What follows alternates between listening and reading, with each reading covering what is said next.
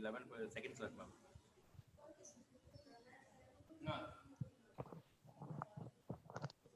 First browser close பண்ணு. Connect பண்ணிட்டு browser.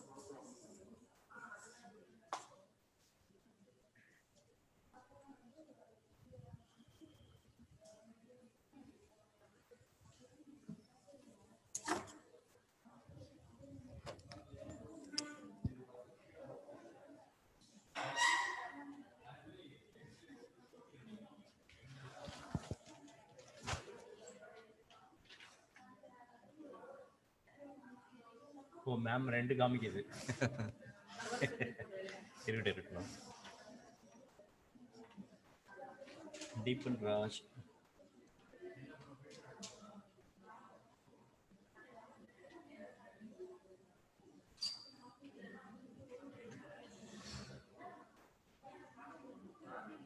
Ma'am, அப்போ நீங்க தான் அந்த இதெல்லாம் பண்ண முடியுது அங்கிருந்து. ஏன் சார் கோஹோஸ்ட் பண்றதெல்லாம் சொல்றேன். இல்லை, இப்போ நீங்கள் வெளியில் வந்துருங்களா? நேற்று அங்கே அப்படி தானே பண்ணோம். நீங்கள் வந்துருங்க. வந்துருங்க ma'am.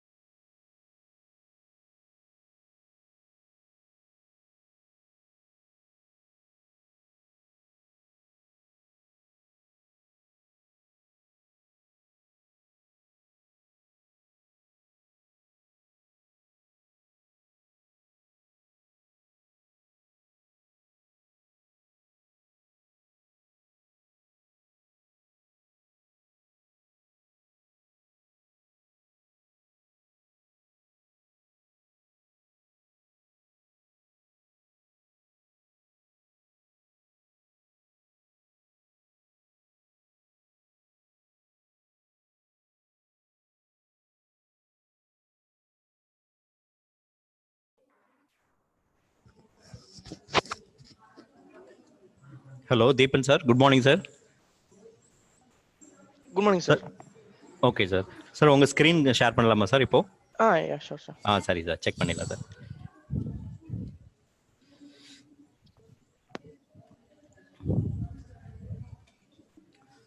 Visible sir? Visible sir. Yes sir. Perfect. Okay sir, visible sir. Perfect sir. Yeah okay.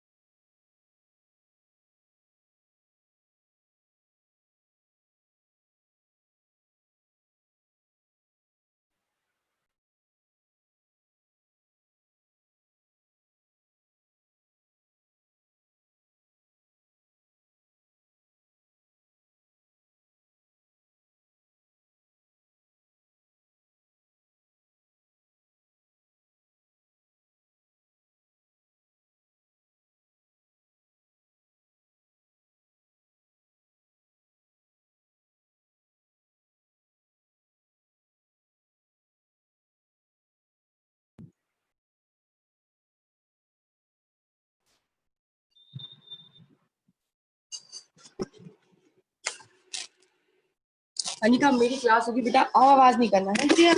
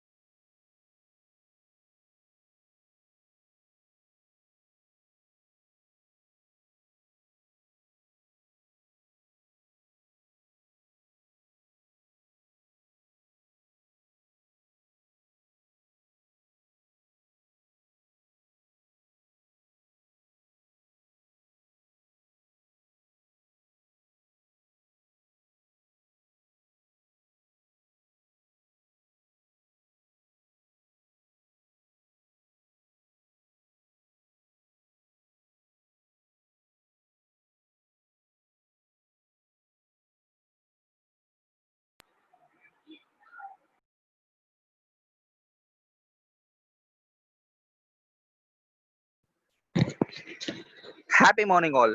It's the day 4, phase 1 in this STTP series. So today's session topic is on Introduction to AI, which is going to be presented by the speaker, Mr. Deepan Raj sir. I thank all the participants, especially doctorates and professors all over from India for joining this session. I thank our institution and our CEO, Sri Sai Prakash Leomuthu sir, for arranging this series. And also, I want to thank AICTE for sponsoring this series. I thank our principal, Dr. K. Parnikumar sir, Event Coordinator Dr. B. Sridevi ma'am, HOD, Department of CSE, Event Co-Coordinators Mr. Jaychandran sir and Mrs. Rajalakshmi ma'am for making a presence in this session. So without any further ado, we will turn over our time to our speaker of the session, Mr. Deepan Raj sir. Mr. Deepan Raj sir is a corporate trainer working as an embedded software engineer at Visteon Technical Services. He has conducted nearly 100 plus private workshops in various institutions and also published nearly 5 plus papers, and also been awarded as the most impressive project of the year by IIT Kharagpur. We are really privileged to have you, sir. So I request our speaker, Mr. Deepan Raj sir, to take over the session. Please, sir. Yeah, thank you so much. Good morning, everyone. We'll start with the presentation right away without any delays. So let me share my screen.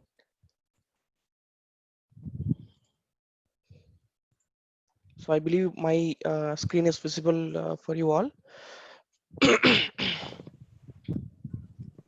Sir, visible, sir. Okay.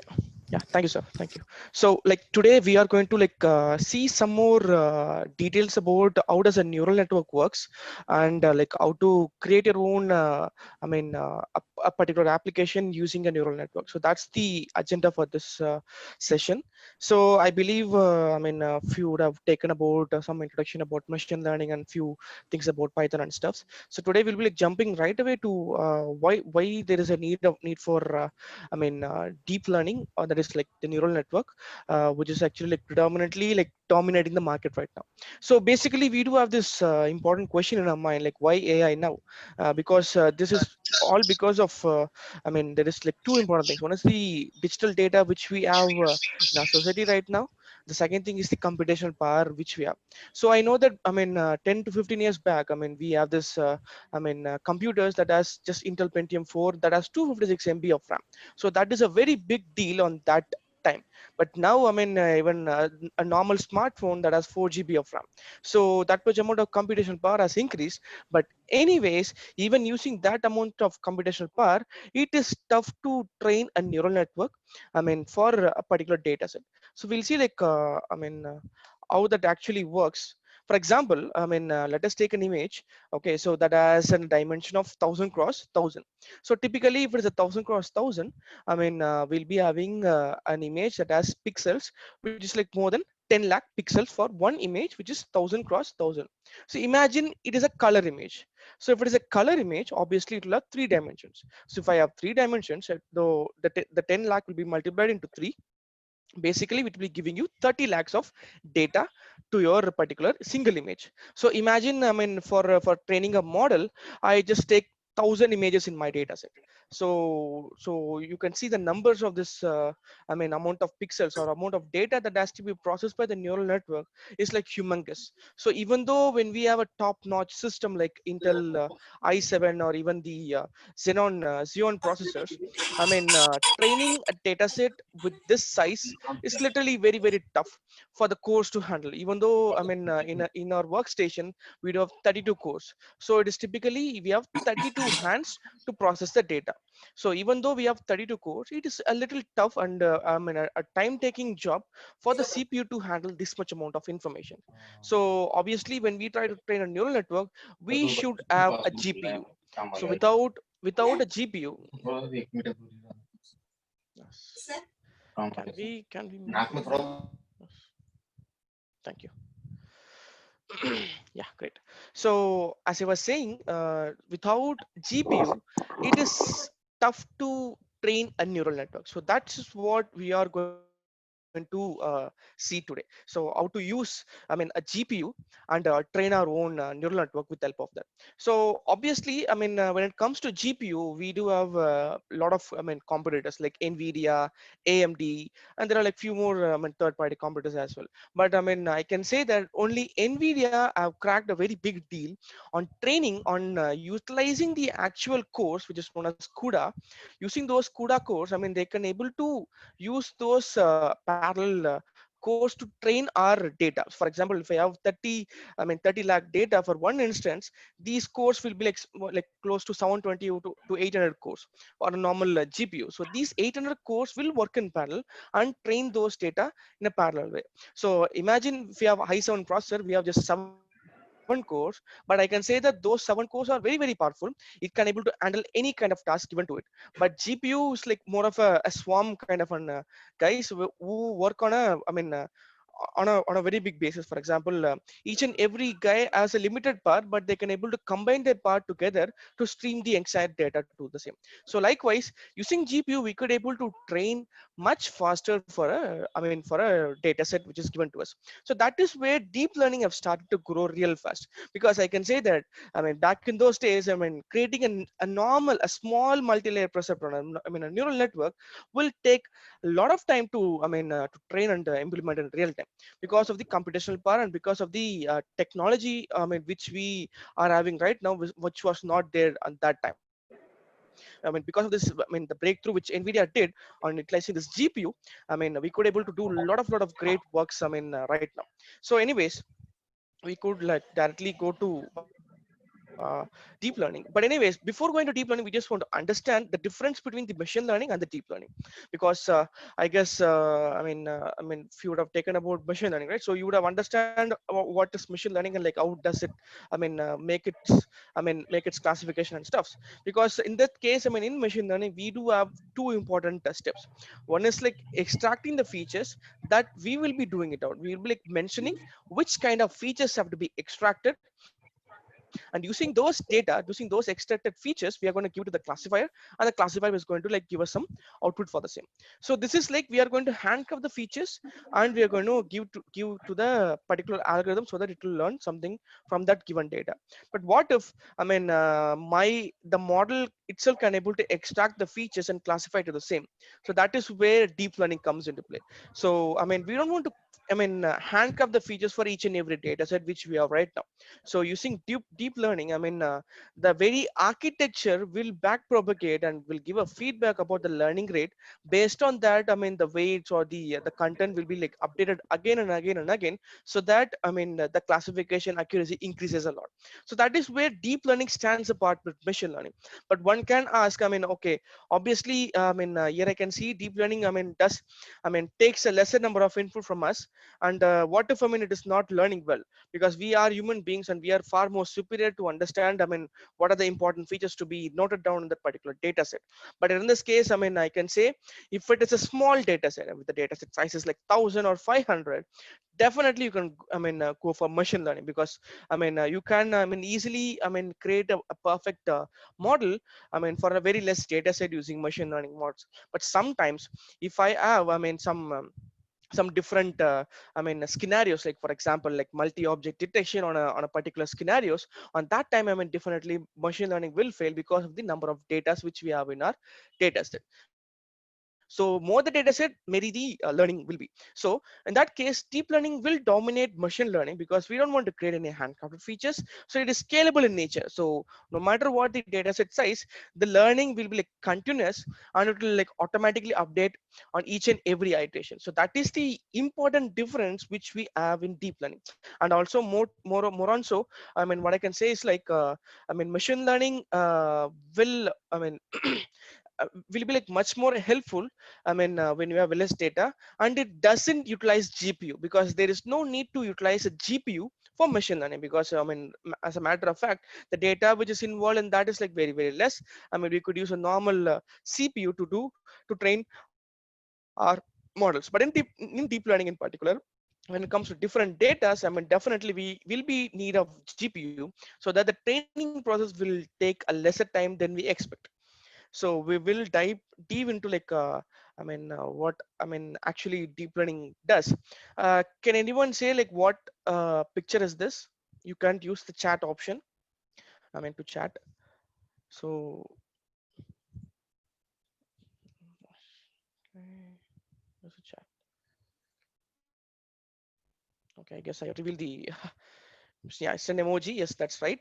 So obviously, even though the images are scrambled, everyone can able to say that this is a smiley image.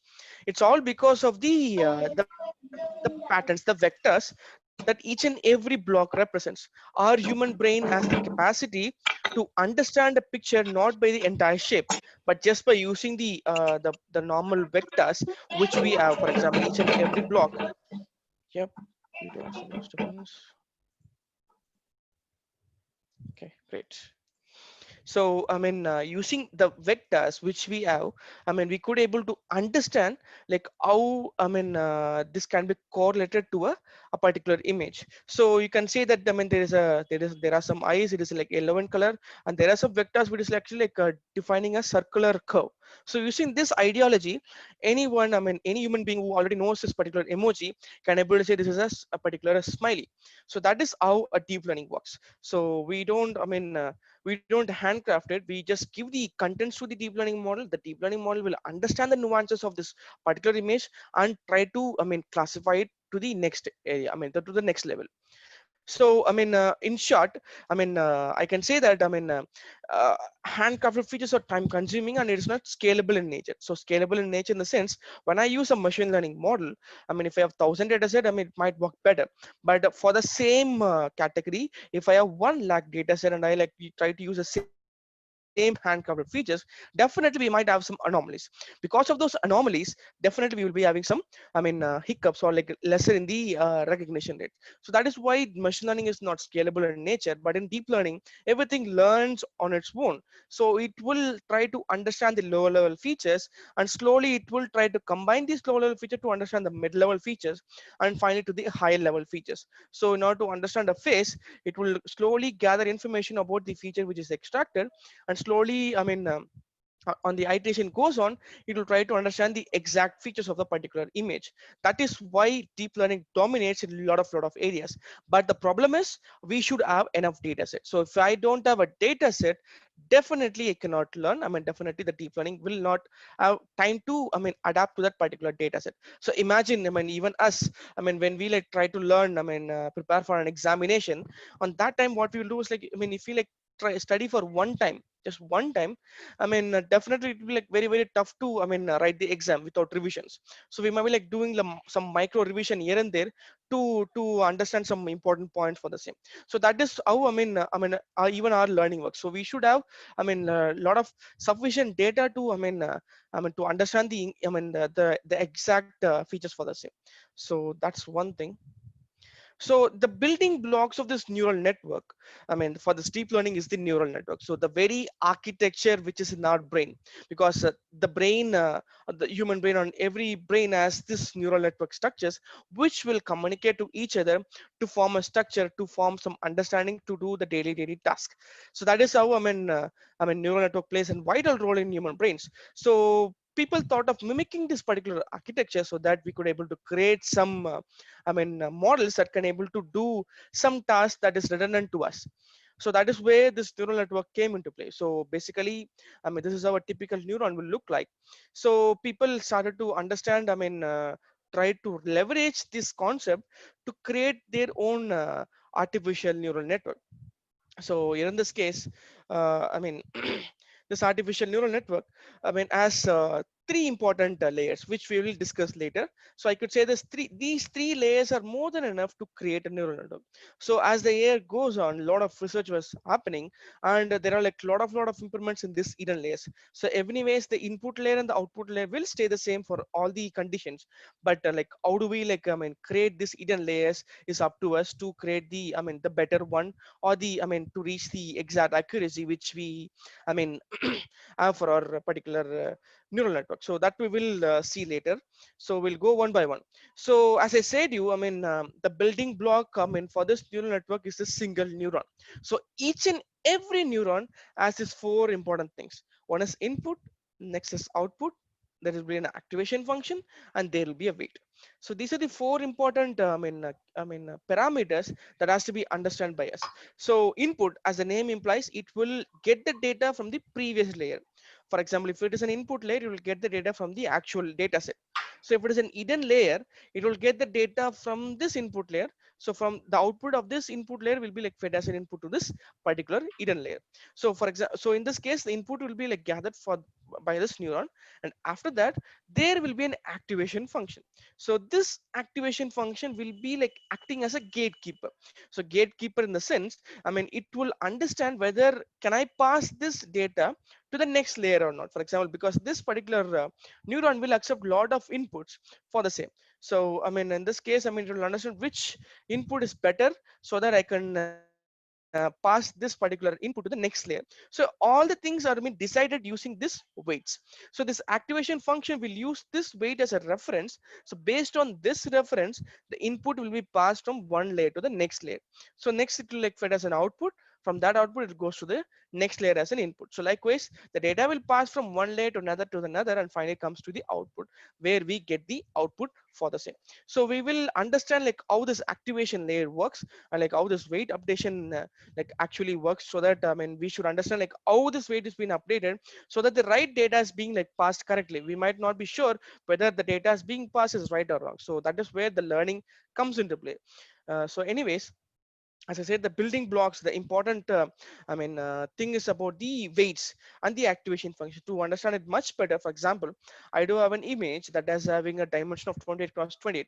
So basically 28 cross 28 will give you some like 700 plus data. So 700 input neurons will be there, and the data will be like passing to the particular hidden layer. So where I will be like calculating the the activation function will be like understanding whether this data can be passed or not. Based on that, the data will be like passed to the next layer. So we'll see that. So there are like different activation functions that will help us to pass the data. So in the previous time, I mean, like a lot of years back, people use the step activation function. So step activation function was successful, but it was not that effective to filter out, I mean, the non-important data. I mean, for example, I mean, there will be a threshold in step activation function, right? So whenever I have, I mean, for example, if the the value is greater than 0, it will pass the data. For example, I mean, if I give a threshold as zero point 0.7 as the step, so whatever, whenever the data is above zero point 0.7, it will like pass it to the next layer, else it will never pass it. So sometimes we might have, I mean, important data which is actually zero point 0.2 or zero point 0.3. So on that time, the step activated function might neglect those important data. So why, I mean, this step activation function, it'll be like not sufficient for the neural network to learn, because in that case, I mean, if the data is not being allowed correctly, obviously the learning will not be that much perfect. So on that time, I mean, this step activation function will fail miserably.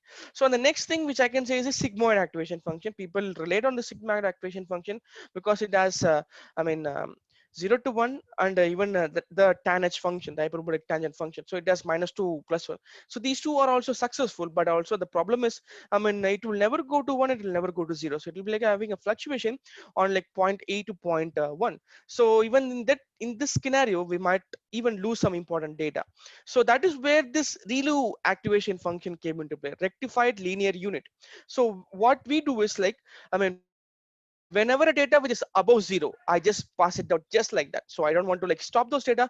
I might not be sure whether this data is important or not. So let me pass the data just like that. So based on the weights, I mean, I can pass the data to the next layer. So I mean, whenever the data is less than 0 or 0, it will never pass, and above that, it will pass the data directly to the same.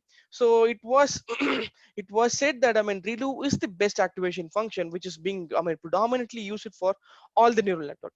So it is like significantly what I can do is, I mean, based on the weight, if the weight is, I mean, lesser than 1, you will not be allowed. So the ReLU function will stop your data to be passed to the next layer.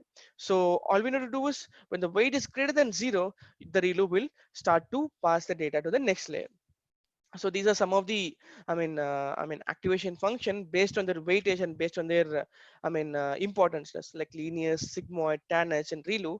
And we do have this concept known as leaky ReLU. So leaky ReLU is something like, even it will pass data, which is like very, very less. For example, if I select a 0.1 or 0. Like less than 0, or maybe like minus 0.1 might be maybe a little bit important on that time. So on those cases, even this leaky ruler will pass those, subsequent data which is actually closer to the value 0. So even that data might be like, it is like proven to be helpful for the learning rate. So that is where, this particular activation function will be the decider for our learning rates.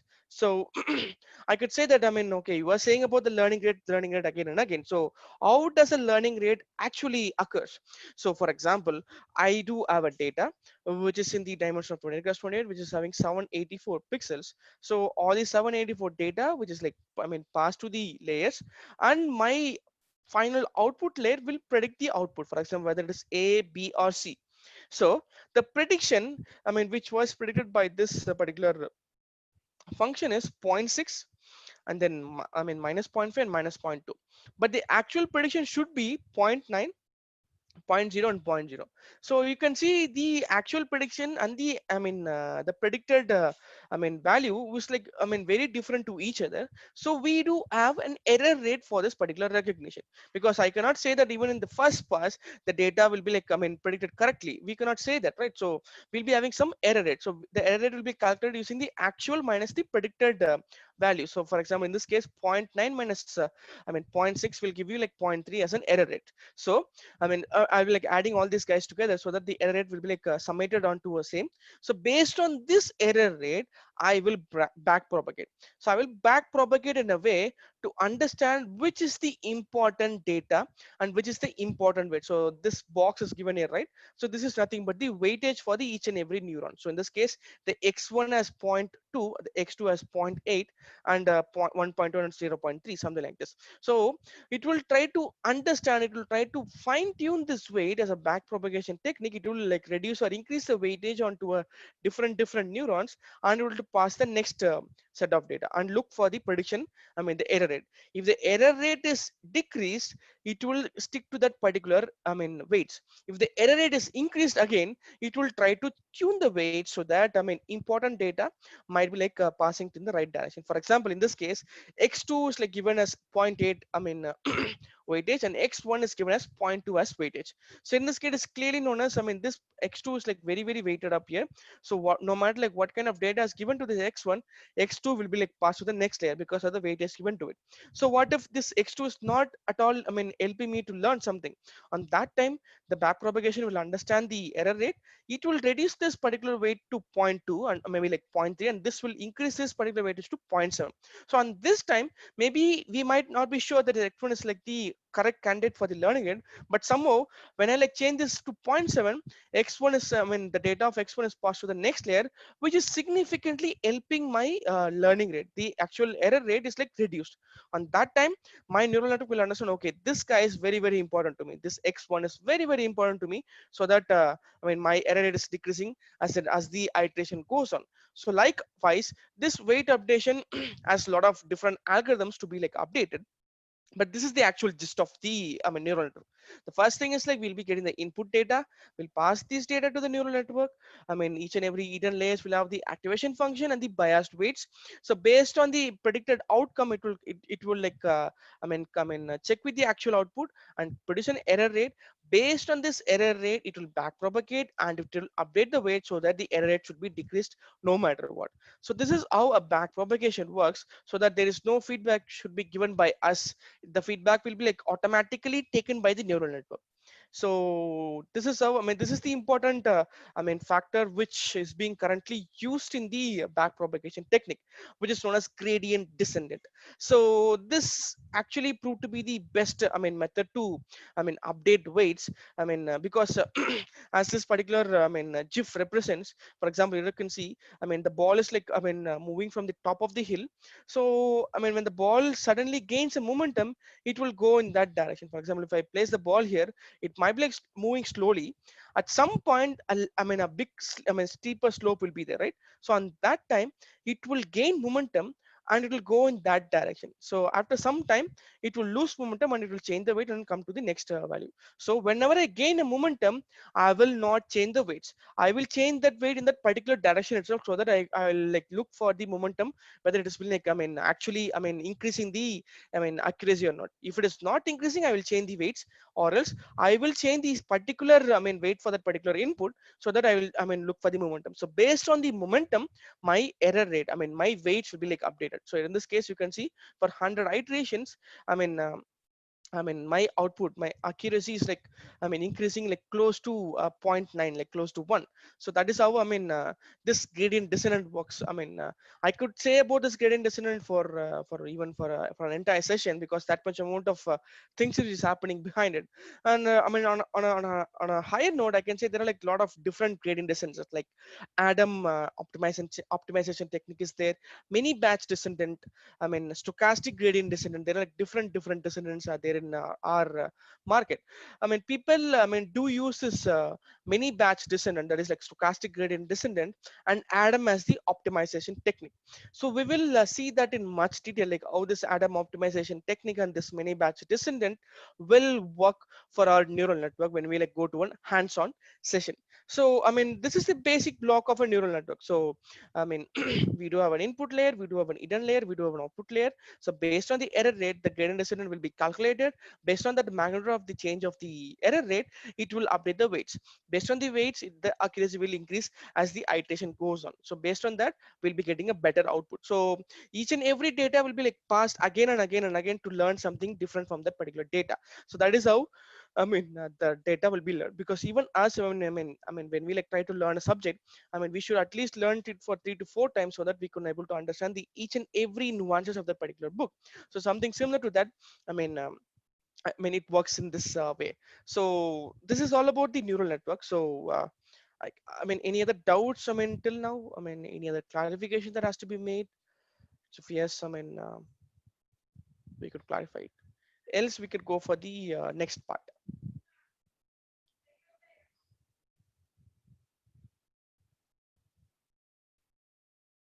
Perfect. Thank you.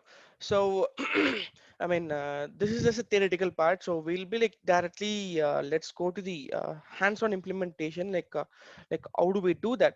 How to create a normal neural network so that, I mean, I mean, how to, I mean, understand this theoretical concept much better. So we could directly go to Google Colab. So for the ones who doesn't know about Google Colab is, I mean, it's like an online medium where you could work with your neural network. I mean, train your neural network, because as I said you, neural networks, I mean, deep learning or machine learning, whatever sorry, deep learning, CNN, there are like different kind of neural networks, whatever it might be, it needs GPU. So more the GPU, bigger the, the lesser the training time. So a lot of people, I mean, like us, might not have the powerful system with us. I mean, even a lot of people doesn't have i7 processor, which is the mandatory, thing for a neural network, to create a neural network. So on that time, I mean, people lost hope on, because I don't have a powerful system, so that I cannot able to create a good neural network to understand something out of it. So in order to address these kind of challenges, Google came up with a solution where anyone can able to use the power of the workstation just using network. So if you have an internet connection, that's more than enough to work with these kind of neural networks. So that is known as Google Colab. You can just go to, I mean, Google and type Google Colab. It will the first the first link is the actual Colab link. So you can directly go like this. I mean, here you can see we'll be having a lot of options here. So first what I'm going to do is I'm going to file, and I'm going to open notebook. So in order to open a notebook, there are like different tabs here. One is examples, which was given by Google Colab, and the recent work which I had done. And the, even you can load your Google Drive, and you can open the contents for the same. And even you can use the GitHub, so that the version management can be done. Even you can upload the direct files to the same. So I'm going to use the GitHub for now.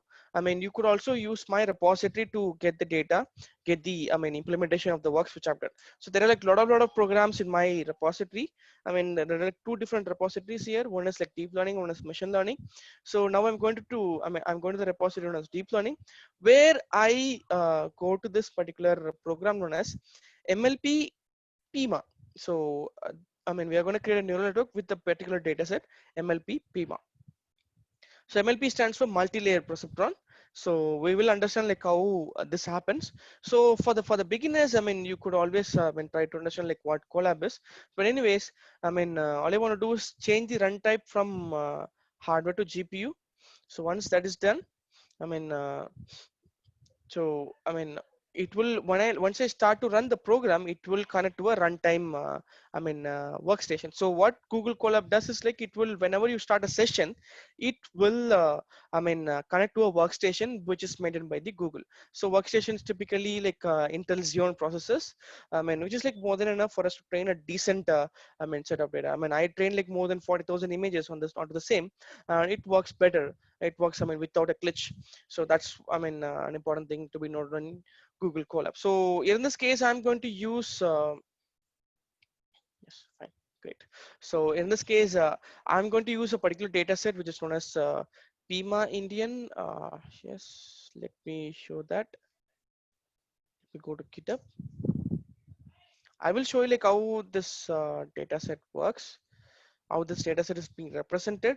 Now I'm going to like use this particular guy to create a neural network for the same. So as the name implies, PIMA Indian data set. PIMA stands for Indian diabetes data set. So it is like something like a gestation diabetes. So gestation diabetes is something like people when they're getting pregnant, they form this gestation diabetes during the time of pregnancy. So what are the chances for the lady to get this gestation diabetes during the pregnancy? So that is the data which is given as, like, for example, data are like number of times of pregnancies, like the BP rates, the systolic and the diastolic rate, your body mass, BMI, the body mass index, and a lot of parameters will be like given. So based on that, the values is given like 0 or 1. So if it is 1, the particular data as diabetes. If it is a 0, the patient doesn't have a diabetes. So this is how, I mean, the data set is being like allocated. We do have 768 data for the same. I can say that it's like very, very less, but anyways, for the sake of this particular understanding, we're going to use this data set because lesser the data, I mean, the less the model will learn. But anyways, I'm going to use the 768 data that has two classification. One is 0 or 1. So based on that, I'm going to train my neural network. So first things first, I'm going to like push this data, clone this particular repository to my Google Colab, because as I said this will like connecting to a particular runtime engine. So every time when I mean connect to a runtime engine, I mean it will be a new workstation. My data which has already been saved will not be there. So that's one important thing which you want to know. So once you close the session, whatever data which you saved here will be removed. So make sure you take a backup or like push things to your Google Drive or to your to your GitHub. So once I cloned it, here you can see inside deep learning, the entire data has been like loaded into this particular runtime. So this is the file, I mean, which I'm having. Here you can see the RAM and the disk size. So I do have 68 GB inside which I can utilize 31 GB of data, and my RAM is like typically 12 GB. That's like typically, I mean, a decent RAM, I can say that. So I have cloned it. Let me look for the contents here the same to understand. Okay, I do have deep learning as the folder. So this is the folder which is in the GitHub, right? The deep learning folder. The entire deep learning folders have been like cloned to the area.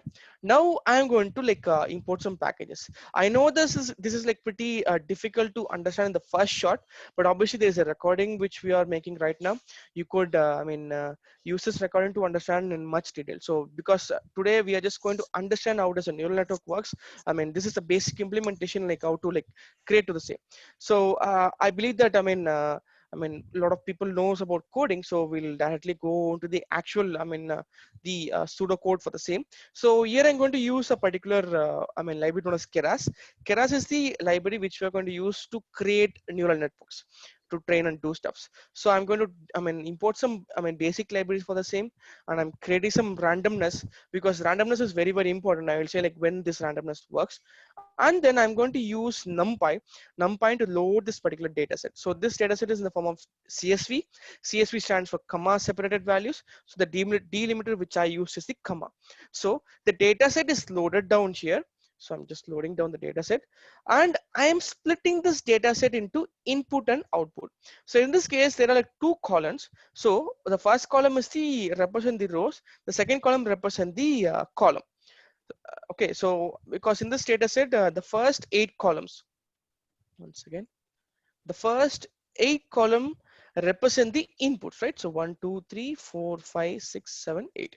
So from 0, the first 8 columns represent the data. So from 0 to 7, I have input data. So that is what is given here. So 0 to 8, it is the exclusive of 8. So 8 will not be considered. So it will start with 0 and end with 7. So I'm going to take the 7 columns and the entire rows, and that it will be like termed as the input data.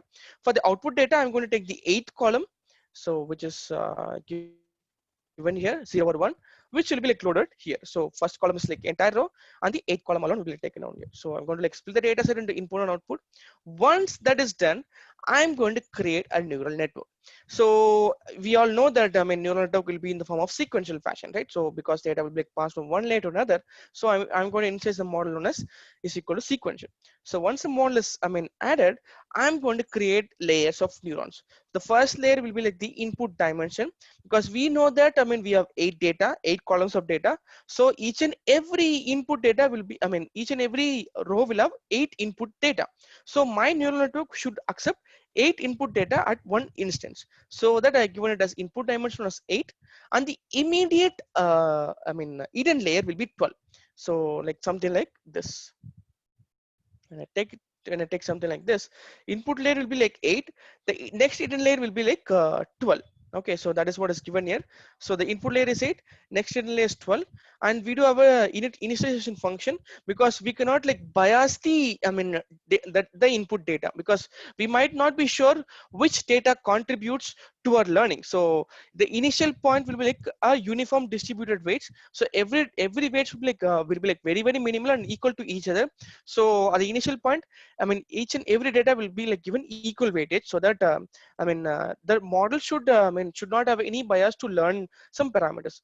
And I also given the activation function as ReLU, because ReLU will be the best the predominant activation function which is being used right now.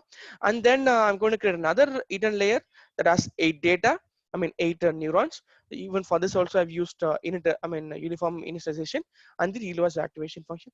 And finally I do a one neuron, because obviously it is the output neuron which will give me either 0 or 1. Okay, so for this also I have used input, initialization as uniform, but the activation function which I used is a sigmoid function, because we know that sigmoid function will give you 0 or 1. It is having a perfect probability, matrix, so that, data will be like either pass to 0 or 1, so that it will be like easy for us to understand whether it is actually, class 0 or class 1. So for binary classification, sigmoid function can be used as the output activation function, so that we'll be getting the actual output for this. And we don't want to use a ReLU as an activation function at the end of the output layer, because obviously it will pass, it will neglect all the data which is less than 0. So on that time we might lose a lot of important things as an output. So why we are using the sigmoid as the activation function at the output neuron.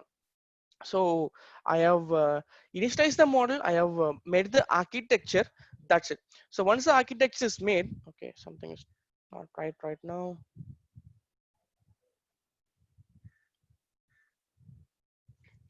Yes, there is a problem. Keyword unit is not being understood. Okay, so what I want to do is I just want to recently TensorFlow I've been like moved to the latest version, but the code which I've done is for TensorFlow 1.14. Okay, so let me do that.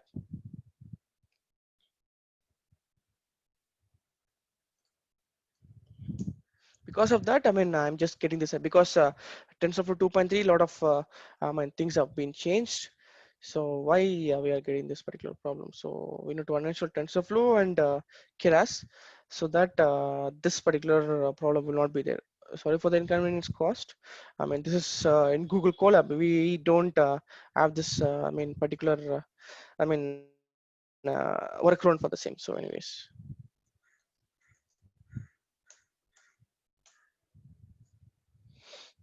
I'm just uninstalling all the Keras and the TensorFlow packages. Now let me install.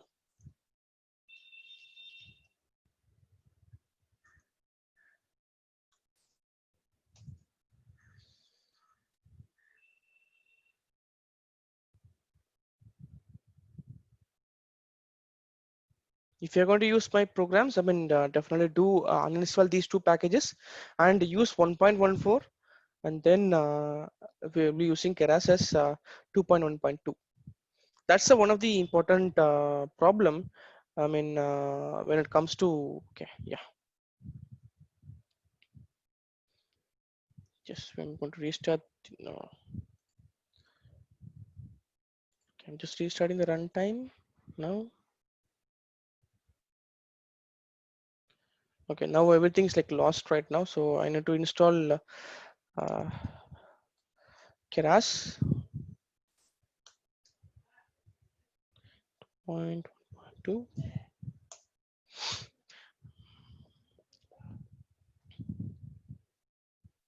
perfect. So now I'm going to clone the data again. Data. This is not needed. This is not needed. This is not needed. I'm going to import the packages. Seed is being imported. Dataset is being loaded.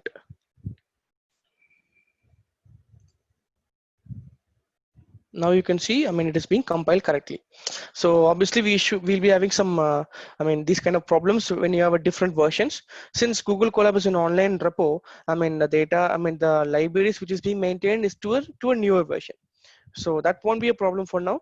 And now I'm going to compile the model. So in this case, I'm going to use the binary cross entropy. So this is nothing but the loss function calculation, the error rate calculator, because since we have only two output, either 0 or 1, we'll be using binary cross entropy as the as the loss function calculator.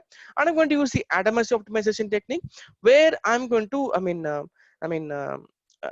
get the metrics with the help of accuracy. So I'm just going to compile it, and finally I'm going to fit the model. So in this case, for fitting the model, you can see there are like 4 parameters which I've used. One is the input value and the output. So the actual input and the actual output for the same, and the epoch is given here. So what is known as epoch? So epoch is something like an iteration. So whenever, for example, in this case, I have 780 data set. So when the entire 780 data have been passed to the neural network for one time, which will be considered to be the one epoch. Likewise, my entire 780 data will be passed for 200 times, so that each and every epoch will be having a different learning rate. And here also, in this case, I've given a batch size known as 10. So there's another important concept that has to be noted, that is known as batch size, which we call it as a mini batch descendant or a stochastic gradient descendant. So what I'm going to do is, to update a weight, for example, if I want to update a weight for each and every input pass, okay, I might be not, getting the actual, learning rate, because sometime I might lose, I might gain a momentum, but, very immediate data will be like little wrong. Because of that, my learning rate will be like having a very big fluctuation. So on that time, what I can do is, for every 10th data, I will be like updating the weight. So for every 10th data, I will like cumulatively find the error rate. So based on that error rate, I will be like updating the weight. Rather, updating the weight for each and every input pass, which will predominantly increase the training time, because every time when I like update the weight, the time required to do that will be like very, very high. That's one thing. And also, if I have a very bad data set, obviously when my data set is like very, very big, on that time some anomalies will be there. So because of that, my learning rate should not be like should not have a fluctuation. So on that time, this batch size will be like much useful. So also make sure, based on the dataset size, you can increase the batch size, because when I use batch size as 100 for this case, since I have only 780 data, my weight should be like updated only for 8 times for one input, for one epoch. So that is like predominantly very, very less. So my learning rate will not be like converging at all. So why, I'm just using a batch size as 10. So every 10th data, I'll be like updating the weights. So now I'm going to run the data, run my model. Here you can see the epoch is being running. For each and every epoch, you can see the accuracy is being like slowly increasing. Like start from 60, like going for 76, 78, like close to, it's like reaching to 80.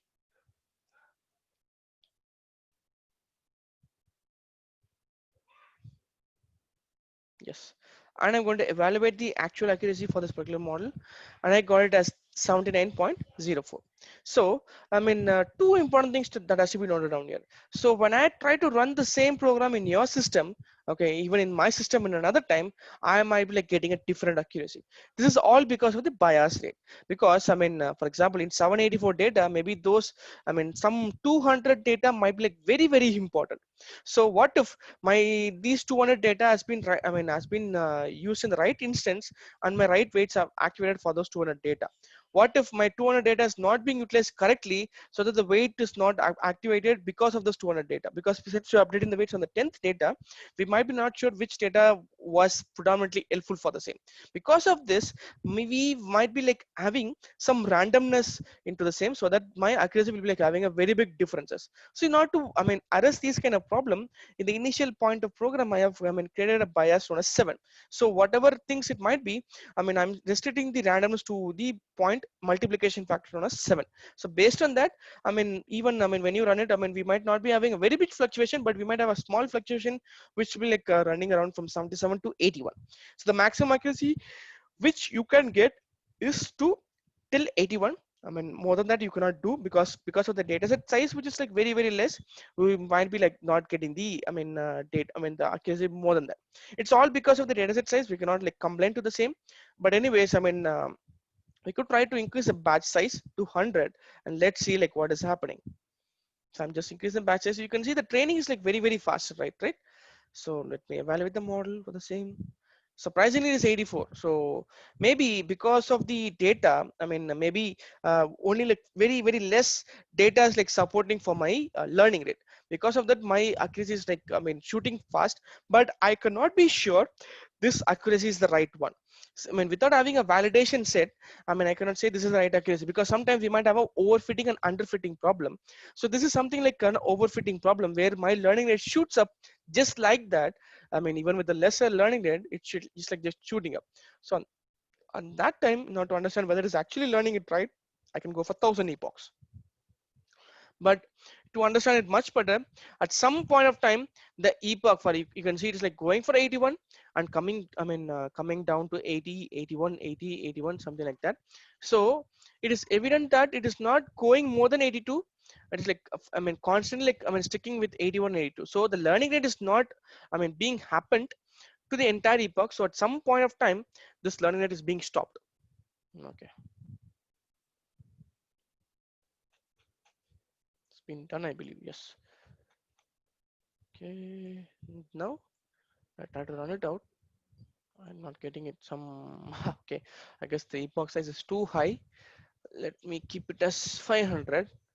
Let's see like what is happening there.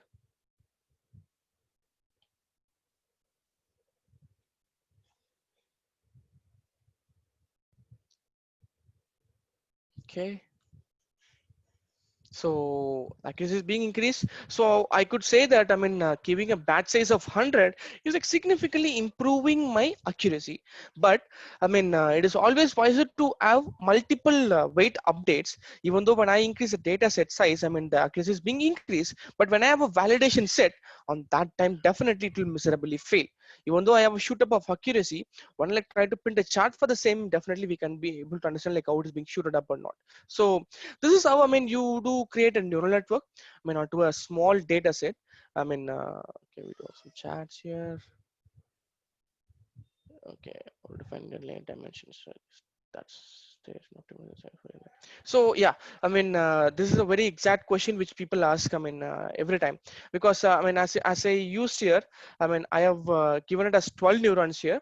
I mean, the second input layer, it layer is 8 neurons. So there are no, I mean, a particular theory or a particular guideline to create these hidden layers. So it is up to us to decide like how many layers, how many neurons are to be given in the hidden layer. So my belief is that when I have a, I mean, lesser, I mean, huge number of neurons next to the input layer, obviously the complexity of the model will increase. If the complexity of the model increases, lot of input pass, lot of, I mean, gate pass will be there, so that the activation function will play a huge role to pass those data to the right direction.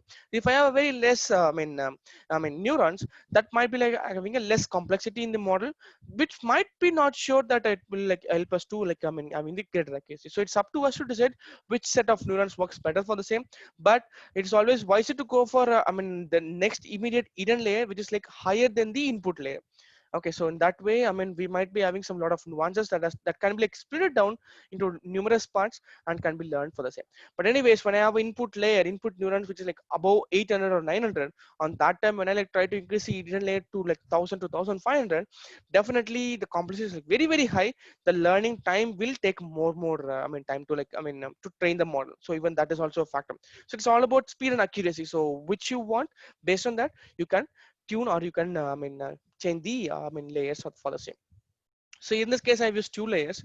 So now, I mean, let me like run another program, a quick program that will help you to understand a different I mean, standpoint for the same. So I'm going to use another data set, which is nothing known as MLP iris. So iris is a data set. It is a, I mean, 1 second. So we do have another CSV data. So that contains 4 columns of input data and 1 column for output. So in this case, I have iris setosa, iris versicolor, and iris virginacea. So I have 3 classes and 4 input data. So same wise, I'm going to clone the data. But in this case, since I'm having a new session, I need to uninstall Keras. And to install the Keras, I guess Keras will be like much more enough, I believe. If it is not sufficient for us, we'll install the TensorFlow. Install Keras, yes. Install now. 2.1.2.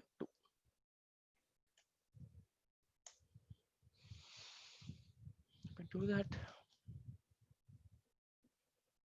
Okay, so now I'm cloning the data. Yes, it's been done.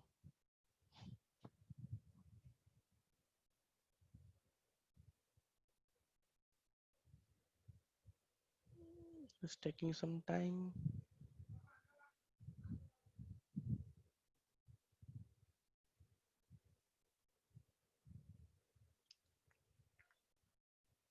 Okay, it is taking more time than we expect.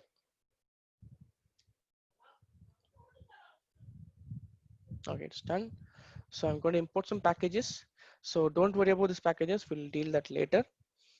So in this case, I'm going to use a different library for the same. I mean, initially I was using NumPy. Now I'm going to use pandas to load this particular data set. So same wise, I'm just loading the data set and I'm splitting the data set as input and output. So that is done. So after that, here, I mean, you can see I have made some encoding option. So this encoding is something like, for example, each and every neuron can give you either 0 or 1, right? So on that time, if it is a binary classification, on that time, okay, 0 or 1 is more than enough for me. What if I have, three, outputs, 0, 1, and 2. So on that time, definitely this will not be like sufficient. One second. Yeah, sorry for that. So definitely on that time, one neuron will not be sufficient enough to give us the output for the same. So imagine I have three neurons or something like this. So I do have where is the brush? Yes. So I have one neuron, another neuron, another neuron. So what if I have three neuron as the output? So each and every neuron will give me the output.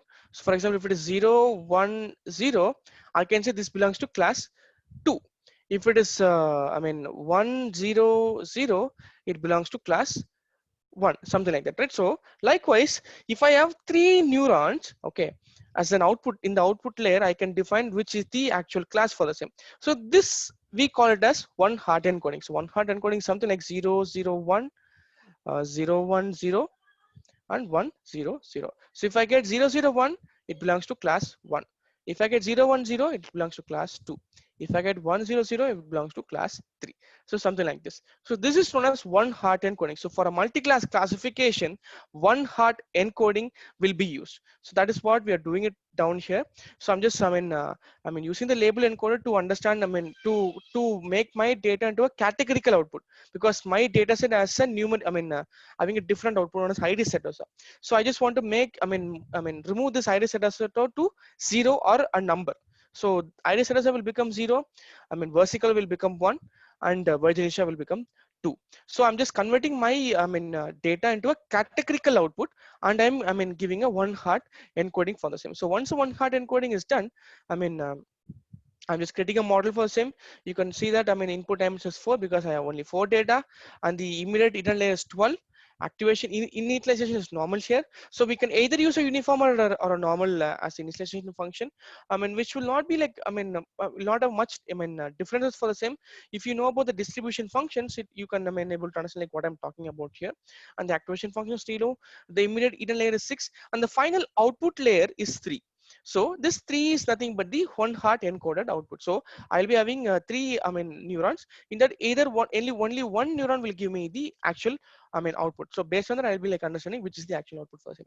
So in this case, the loss function is being calculated using the categorical cross entropy. So previous case we have used binary cross entropy because it has only 2 data, but in categorical cross entropy, we have multiple data, so that the loss function will be like calculated in a different way. So that is what is done here.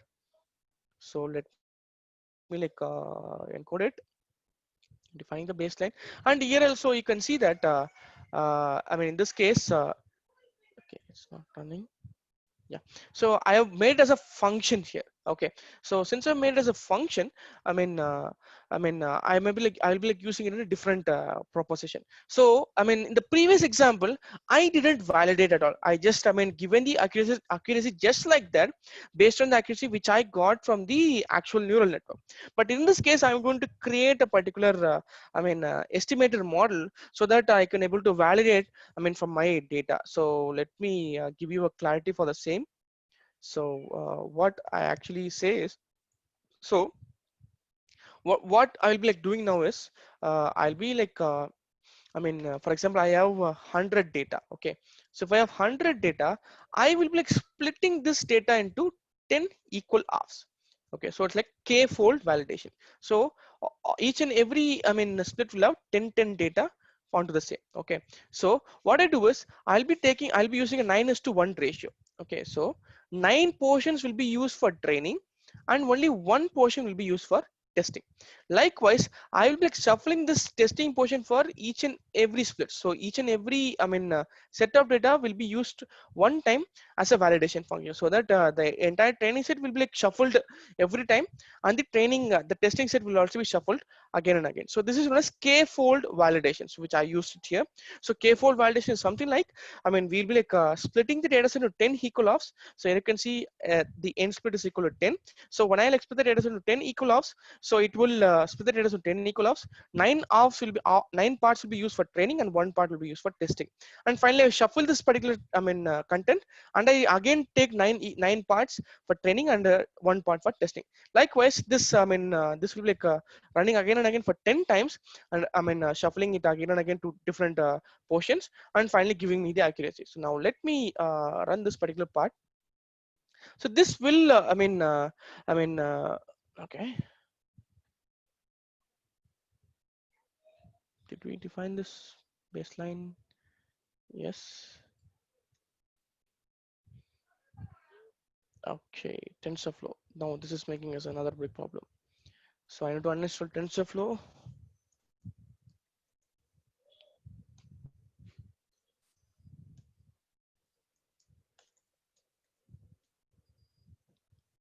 So this is a very big problem. In the previous months, we don't have this problem, but now since you've migrated to TensorFlow 2, in this particular platform, we are having this problem. But anyways, it is always better to, to understand like what is happening in the background.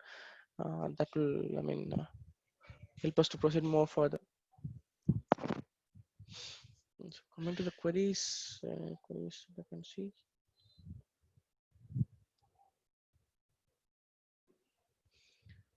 Precision algorithm or techniques of define the hidden layer dimension. Yeah. So there are no optimization, techniques which is being currently used to define the, the layer sizes. It's up to us to, to decide like how many layers have to be like utilized.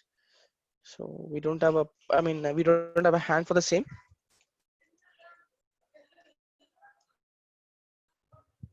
.14.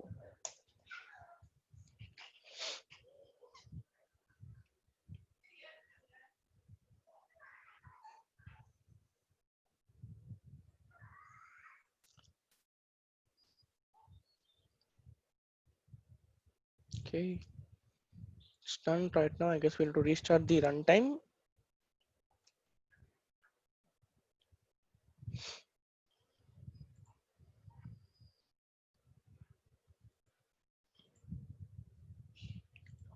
Thank you.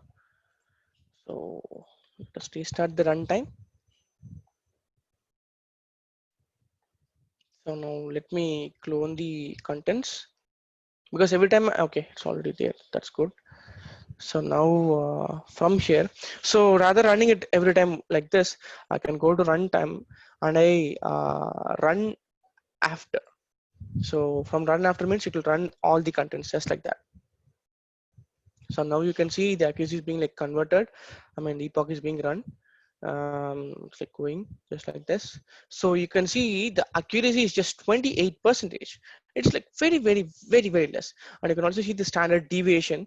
It's like 6%. Standard deviation should not be that much higher. So for each and every epoch, there's like 6% of deviation. Oh my God, I just closed it. So I can say that it's like a very bad accuracy. I know that because of the dataset size, because the dataset size is like very less in this case. I mean, I just have, I mean, just 150 datas, and I have only four. I mean, for the same. So I mean, I don't have enough time to, to converge my model, because deep learning. That's what I say. In deep learning, we should have a, decent set of data sets so that the learning will somehow converge. But I can definitely say Iris is one of the best, data set which you can ever get for machine learning. When we try to use a machine learning model for the same, we'll be getting 100% accuracy for it, because of the hand counted feature which we're using. So it is always wiser to use which kind of data sets to be, to be utilized for that particular, thing. So that is how, your adaptation to machine learning or deep learning works. So this is our common neural network will be trained. So there are like lot of techniques for particular techniques for images, where we call it as convolution neural network. Even we have this LSTM and RNN techniques. LSTM is like long short term memories and recurrent neural network, which is like used particularly for chatbots and for time series prediction or something like that. So it is not like it's not planned for this session. I mean, but anyways, you can also take a look on this particular content for the same. So anyways, this is our normal neural network comes into play. This is how we can able to train a particular model. So you can use my GitHub profile. You can get the contents and you can learn. You can try to run those codes and you can fine tune the parameters or use your own data set for the same. So we have just saw this the importance of the neural network and like how it is being trained, for the same, and like how we are generating a particular model for the same. And also let me give you a quick short content about convolution neural network, which is CNN, which is particularly for images. Okay, so in this case, as I said you, the layers as the, in this case, let me cut short this thing faster. So this is how a classic CNN look like. So in the previous neural network, we do have input layer, we do have hidden layer, and we have output layer, right? So those things will be like mentioned here. The fully connected layer, which we are seeing it now, right? So this is what we call as convolution neural network. So this is how convolution neural network will be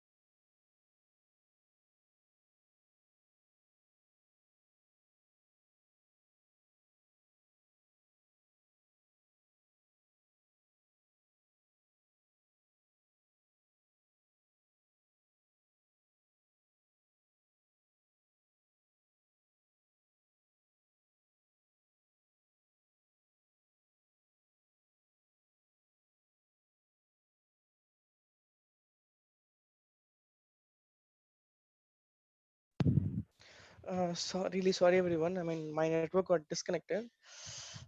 Sorry for that. Can I get the screen sharing option, please?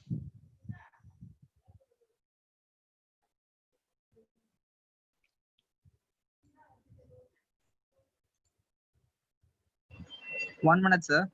Yeah. Okay.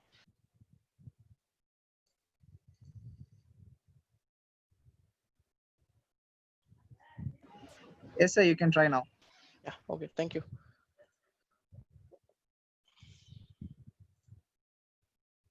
So I believe my screen is visible. I may not be sure which part I was being used. Anyways, sorry for the delay. So I was saying about the convolution layer and the pooling layers, which will be like much more predominantly used to reduce the dimensionality of a particular image. So when it comes to a convolution layer, we do have different filters. Okay, so these filters will be like trained automatically. So it's not like, I mean, we are going to give these filters. So every filters will be like trained automatically by the neural network to understand the important nuances of this particular image. So it will look for the entire image, it will look for the edges, it will look for the contour properties, so, some migrant properties, something like that. So that, I mean, some a lot of important feature will be like mapped as a feature map. So in this case, my input has been like convolved and like a feature maps have been like done. So a lot of filters will be used, so that for each and every feature maps, each and every filters will be having a feature map for the same. So and after that, I'll be using a rectified linear unit, because my input images, input data should not be negative in nature. So I should be having a positive values. So all the non-negative I'll be like passed to the next layer.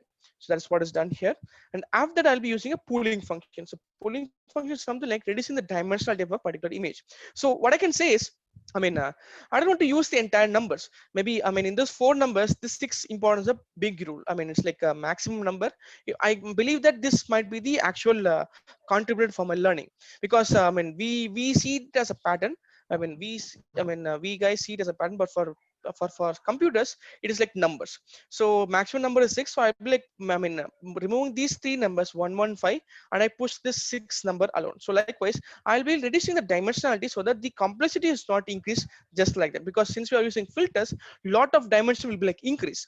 On that time when I use the, I mean, activation, I mean, the pooling functions, the, I mean, the dimensionality will be reduced, so that, I mean, the numbers will like optimize onto the same. Even as we have this optimization techniques, even though when we are wearing this mask, I can able to identify my friends just like that, because using their other features, I can easily say that, I mean, this is him and this is her. So it's something like that. So we can able to understand the nuances of a particular object with the help of I mean, a particular outline for the same. So that's how it's like happening here. And finally, like, I'll be like pushing this data to the I mean, to the fully connected layer, which we saw in the previous section, the neural networks, input layer, inner layer, and active, I mean, the output layer. But for anyways, I mean, for multi-class classifications, it is always wiser to go for softmax classification, because softmax classification will give you an output in the form of probability indexes. So here you can see, it will be giving you probability matrix. Based on that, you can able to get the output. It's like not wiser to go for sigmoid function, because sigmoid function will be like much more helpful when it comes to binary classification. If it is a multi-class classification, and that time probability based, I mean, activation function will be like much useful. So I'll be like showing you a small video to visualize like how it is being happened. So maybe that will give you an idea, because I cannot, I'm not having the exact liberty to, I mean, to show. Yes, seconds. Yeah, this is a small, I mean, understanding. So I mean, a normal small data set, which is MINS data set that has different numbers, 0 to 9. So using CNN and neural network, how it is being trained. So this is the perceptron, a normal perceptron. I mean, you can see based on each and every image, the output is being predicted onto the same. So this is the multi-layer perceptron, which we saw in the previous section. So in the previous section, we just used only a CSV data. Even we can use images for the same. So we can use images. We can consider input layer, hidden layer, and output layer. So you can see these are I mean, 3 hidden layers are there. One input layer is there, and finally one output layer has been, I mean, mapped down here. So the white spot represent the data is being passed to the next layer, and the black spots represent the data is being blocked.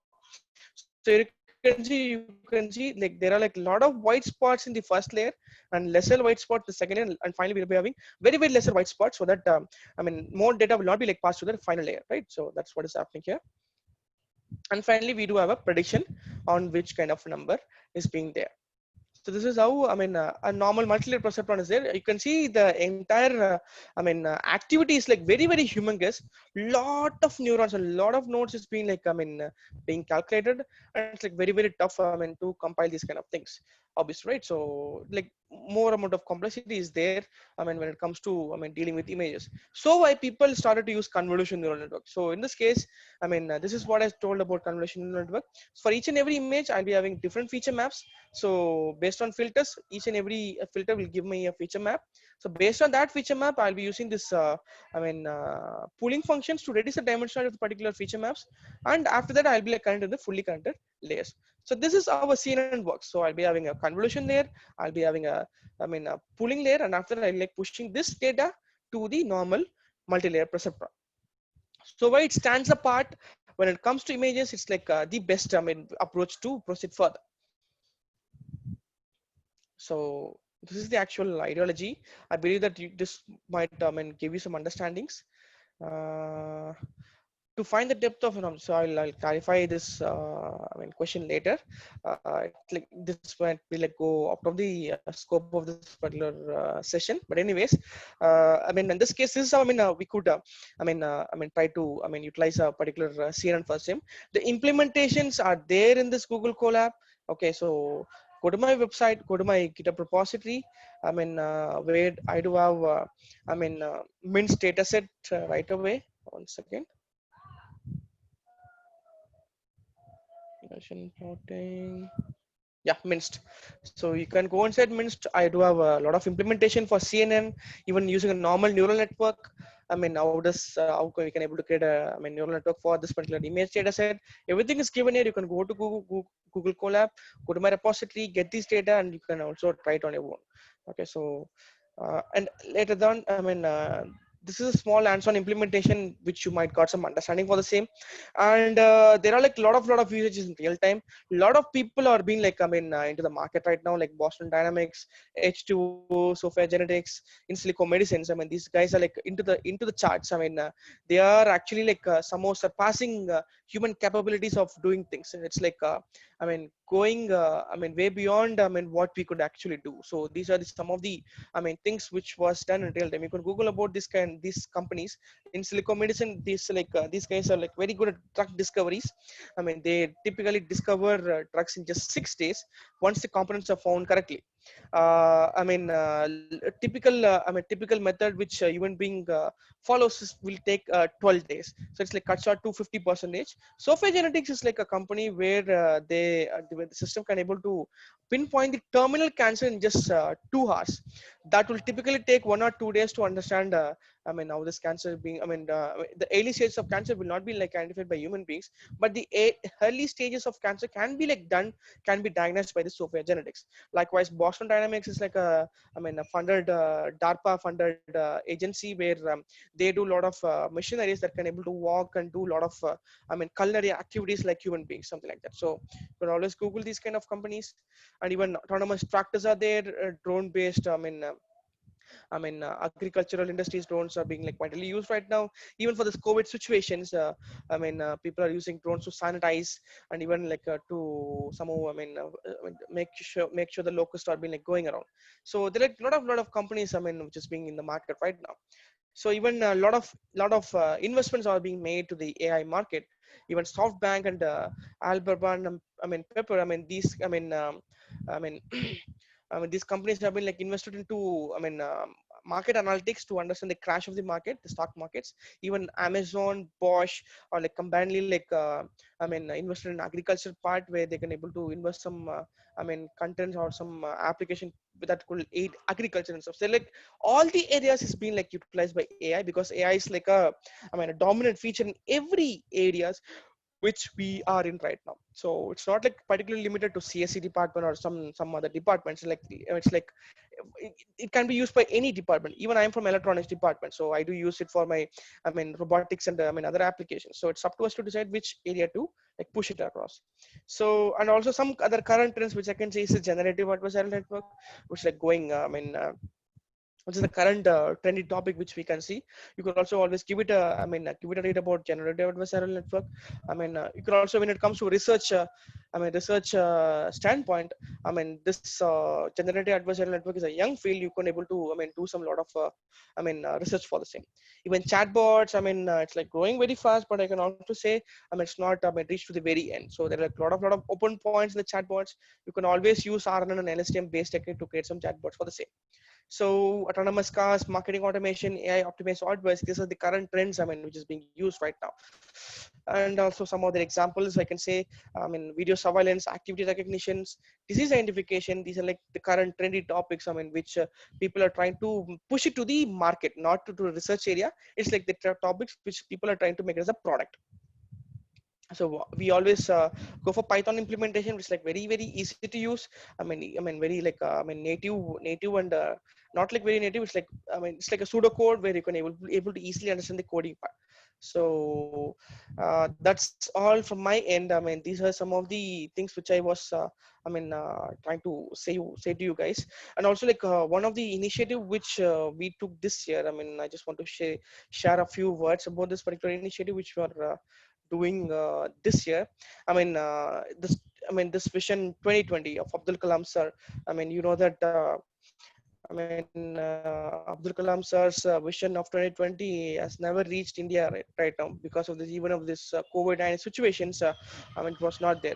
I guess you know about Jaganesh. I guess he took the session on Tuesday. Myself and Jay, like we were like working from our bachelor's degree. We designed this particular 5-feet humanoid robot that can able to walk and make some gestures, which was presented to Abdul Kalam sir in 2014.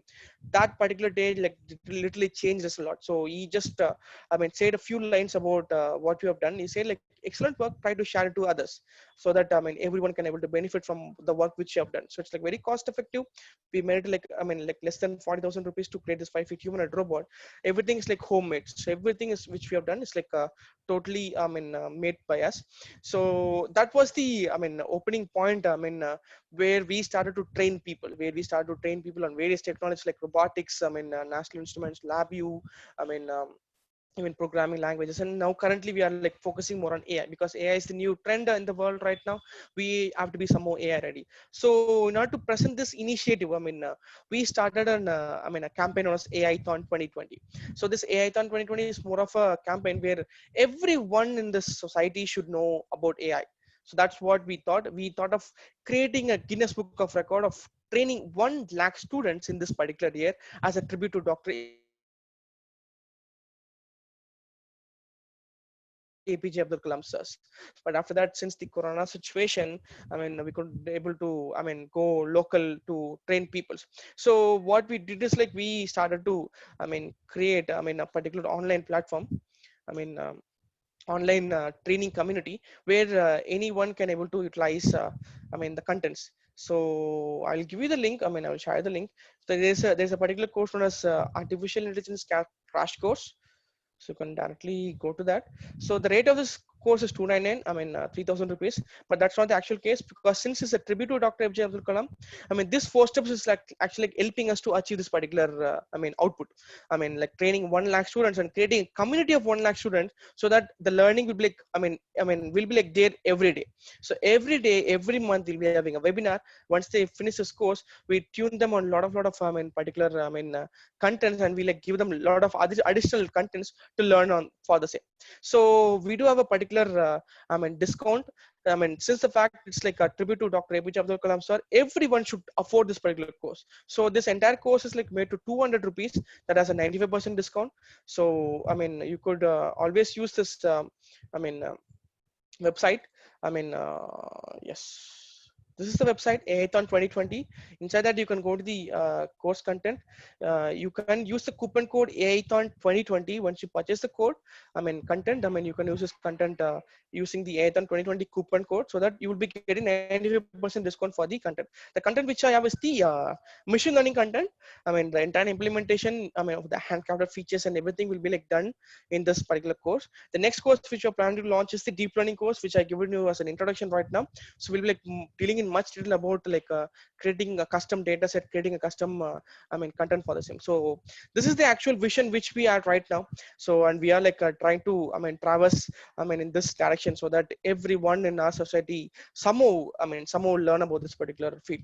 So if you are interested in this particular, I mean, initiative, you can just type I am in. I mean, that will like morally boost us, and you can also share this particular website to each and every friends. I mean, who are like trying to get into this particular, I mean, field. So you can always go to FSTS. I'll give you the link. You can use this link. So you can use this link, you can go and you can use the content ATHON 2020 as a coupon code. It's just 200 rupees. I mean, you'll be getting a course completion certificate, and also you'll be getting a Guinness Book of Record certificates. So it's like, I mean, an initiative for our Abdul Kalam sirs. So if you are, I mean, interested to do it, or you can always, I mean, visit our site and you can get benefit on the same. So coming back to the content which I saw it, to find the depth of a object, what you have to do. For example, we have monocular vision. So monocular vision based depth is not that up to, I mean, that's not, it's not that accurate. So we use stereo vision to do that. So once you have a stereo vision, I mean, when you have two cameras, you can easily, I mean, find the depth for the same. So monocular vision based depth is not that accurate. Always stereo vision based algorithm will definitely give you the depth of a particular object. So any other doubts or clarification that has to be made right now can be done. Yeah, it's time for questions. Participants, if you have any queries or doubts, do type in the chat box. We will pick few questions and ask our speaker.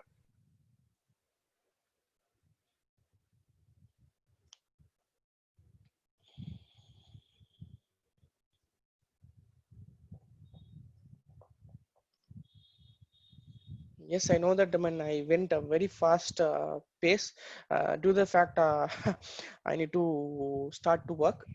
So I was little fast. Sorry for that, really. But anyways, you will be having the recorded session with you. You can always, I mean, go to that content again and again. So if you have any doubts, you can also use my website, deepanraj.in.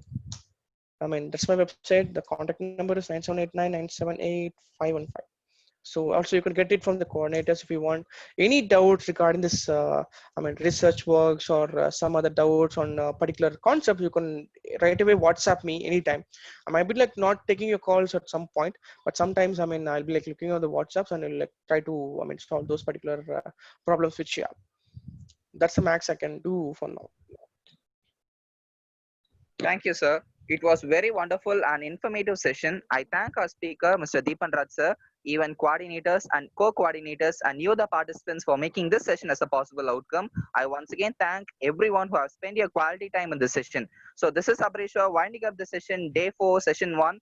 So we hope we shall see in the next session, which is from 11:45. Thank you all. Thank you so much. Thank you. Bye. Thank you, sir. Deepan sir, thank you, sir. Thanks a lot, sir. Thank you, sir. Thank you, sir. Thank you so much. Bye bye. Okay, sir.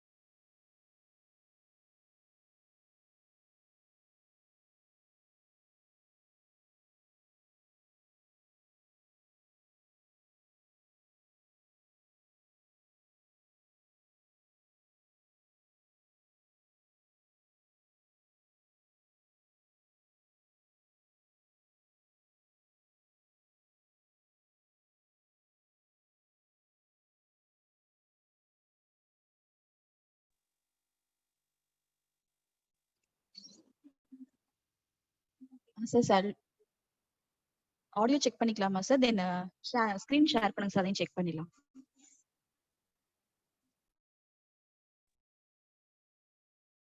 Audio கிளியரா இருக்கா ma'am?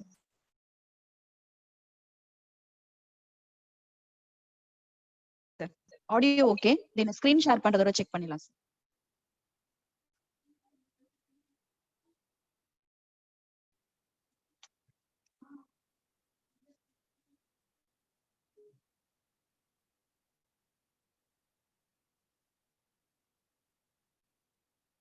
Screen வருதுல ma'am?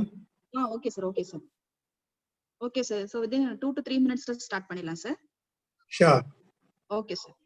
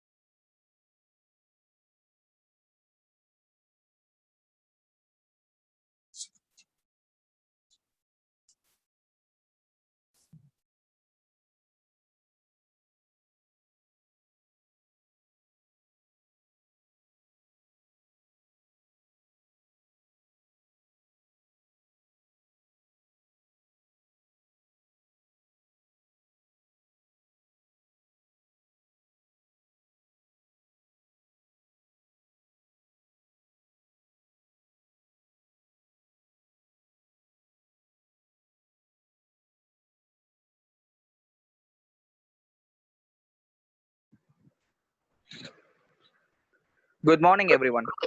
So this is day 4, session 2 in this STTP series. So this session topic is on machine learning using Vega tool, which is going to be presented by the speaker, Mr. V. Rajkumar sir. I thank our institution and our CEO, Sri Sairam sir, for arranging this series. And also, I want to thank AICTE for sponsoring this series. I thank our principal, Dr. K. Parnikumar sir, event coordinator, Dr. B. Sridevi ma'am, HOD, Department of CSE, event co-coordinator, Mr. Jaychandran sir, and Mrs. Rajalakshmi ma'am for making your presence in this session. So without any delay, let me introduce the speaker of this session, Mr. V. Rajkumar sir. He is a corporate trainer, CEO of Step Infotech Software Solution, and he is currently doing his PhD in his field of IoT. He has 2 patents, and his domain of interest are pre-processing, classification, and so on. So I request our speaker, Mr. V. Rajkumar sir, to take over the session. Please, sir. Thank you, ma'am.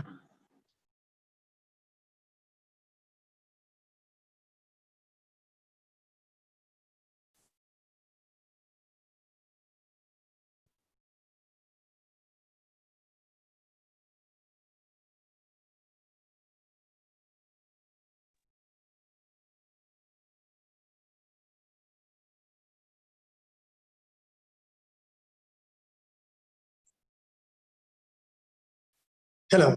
Good morning to all.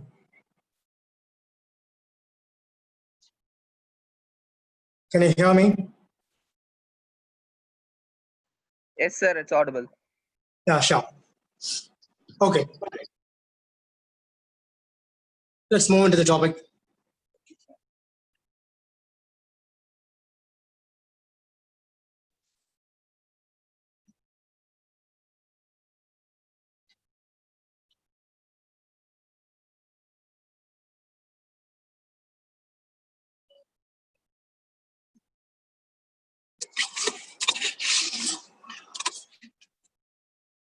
Okay.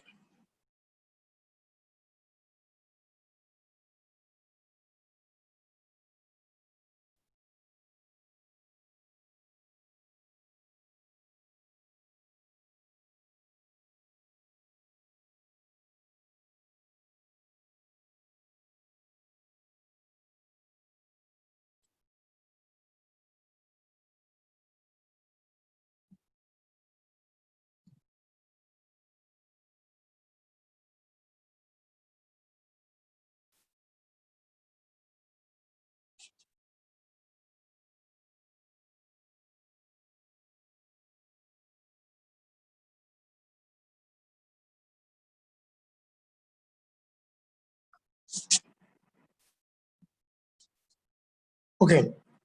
Is it audible now? Yes, sir, it is. Yeah, sure. Thank you very much.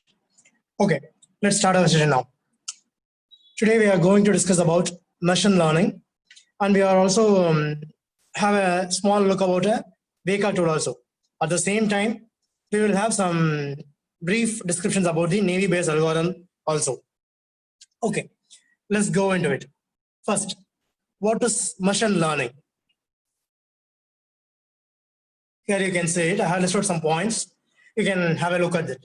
First, machine learning is nothing but a process of programming an application to process the data based on the past experience.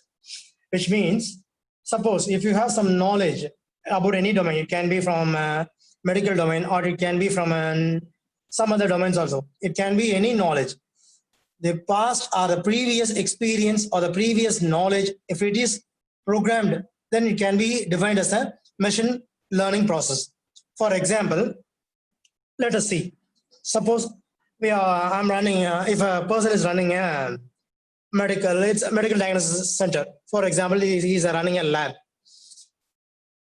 He may, per day, he may detect around, encounter around 200 to 300 patients per day.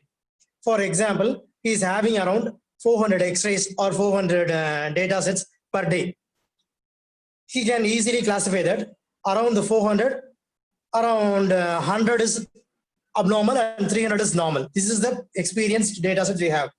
Now, we can easily write and program to identify the features of the existing problem and also the features of the normal and abnormal data sets so that we can easily clear the process. This is a simple technique. Machine learning is nothing but a simple process, which is just a small program.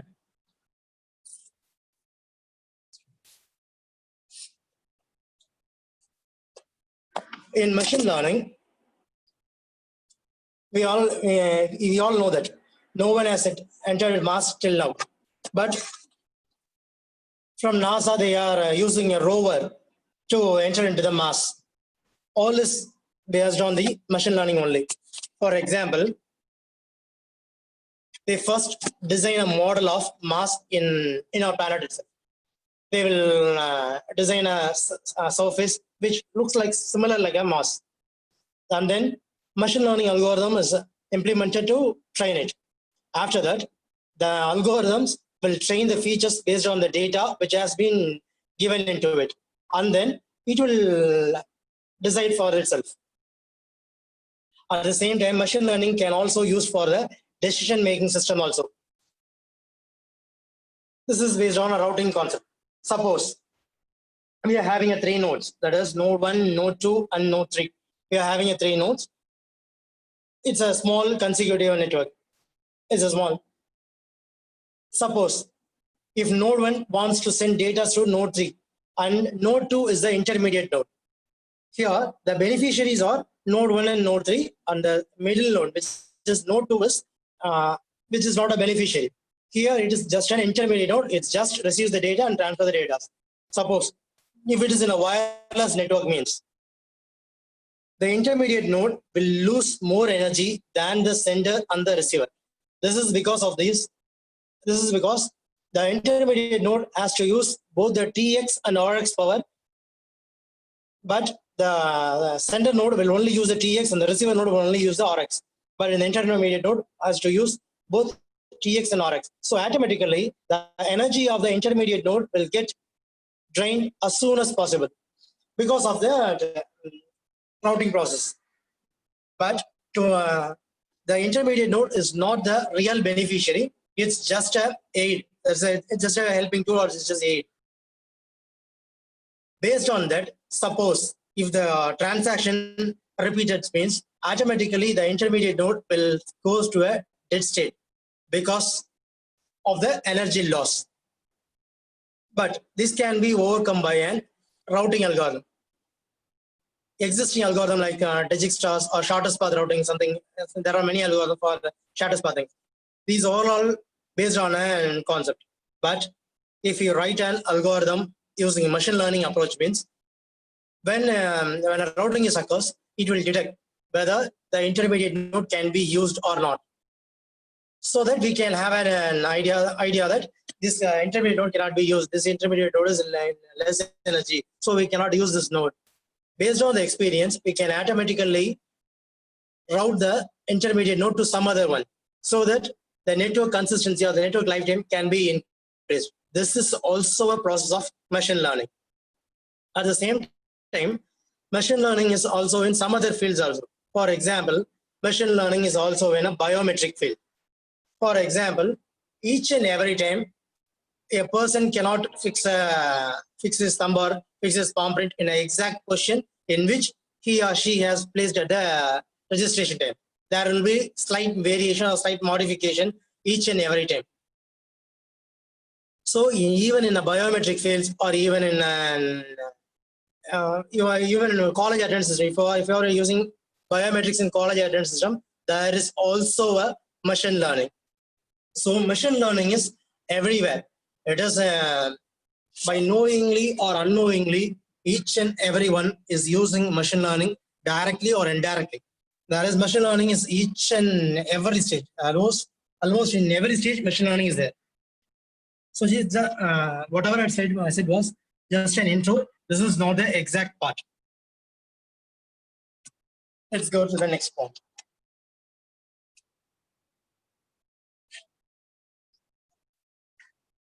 What is the need for machine learning? Why we need it? This is the main point. Today, we are using the internet. Even now, we are using the internet. So based on the data which has been produced over the data which was produced in the internet is cheap, and the data which we produce every day is very, very, very, very high. We are having almost a big data, a large quantity of data, and the data is also very, very, very cheap. You can easily collect any amount of raw data from the source of internet. All is because of social media or some other things.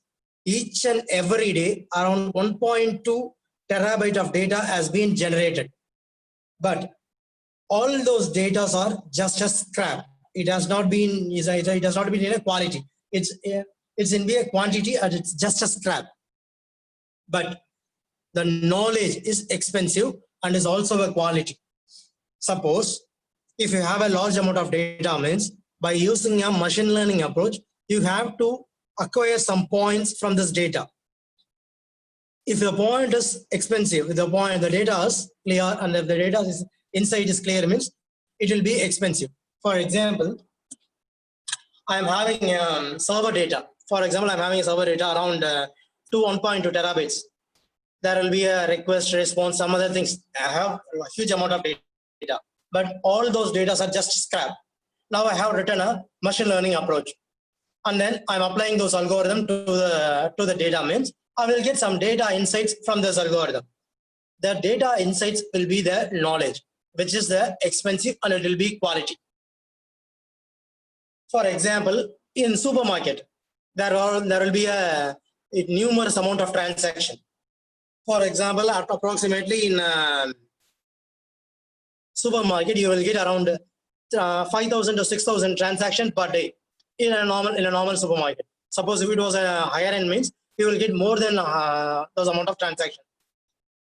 Here, we can write a machine learning approach to transfer the customer transaction to customer behavior. This is also one machine learning. You can see the next point also. Here the point is, people who bought book A also bought book B. That means you have around 10 customers. A customer A is going, or customer one is going to a supermarket. He is purchasing a book A on one day. The same customer is going to supermarket on another day. He is purchasing book B. Like that, around 5 to 6 customers is purchasing, means these are all separate transactions. Here, one thing you have to notice, both book A and book B is not in a same transaction. It will be in a separate transaction, in a separate bill, or in separate date also. But the machine learning approach will associate these data, and it will automatically say that the book A and book B both are being purchased by the same people. So this is the relation. So by using this, we can easily decide that book A has been bought and book B has also been bought by the same people. So the association is people who bought book A has also bought book B. So based on this, we can arrange our supermarket or we can arrange our bookstore, anything. But this the data which we derive from the approach is important. This is a machine learning approach. The next one is machine learning model is used to build a model from the data that is good and useful. Machine learning will always build a model which will be good and useful for both the consumer and also the owner. For example, if I am running a bookstore, means the above example will benefit both the end user and also the giver. So that machine learning has been used in every place, not only in supermarket. Machine learning has got numerous parts. There are many amount of many possibilities. There are many possibilities in machine learning, and there are higher and higher need in machine learning also. Here, when coming into application, machine learning has a huge amount of application in various industries. There are retail, finance, marketing, medicine, telecommunication, bioinformatics, and web mining. Let us have a small discussion with these points also. First, retail. In retail, we can have as a market-based analysis and customer relationship management. First, market-based analysis.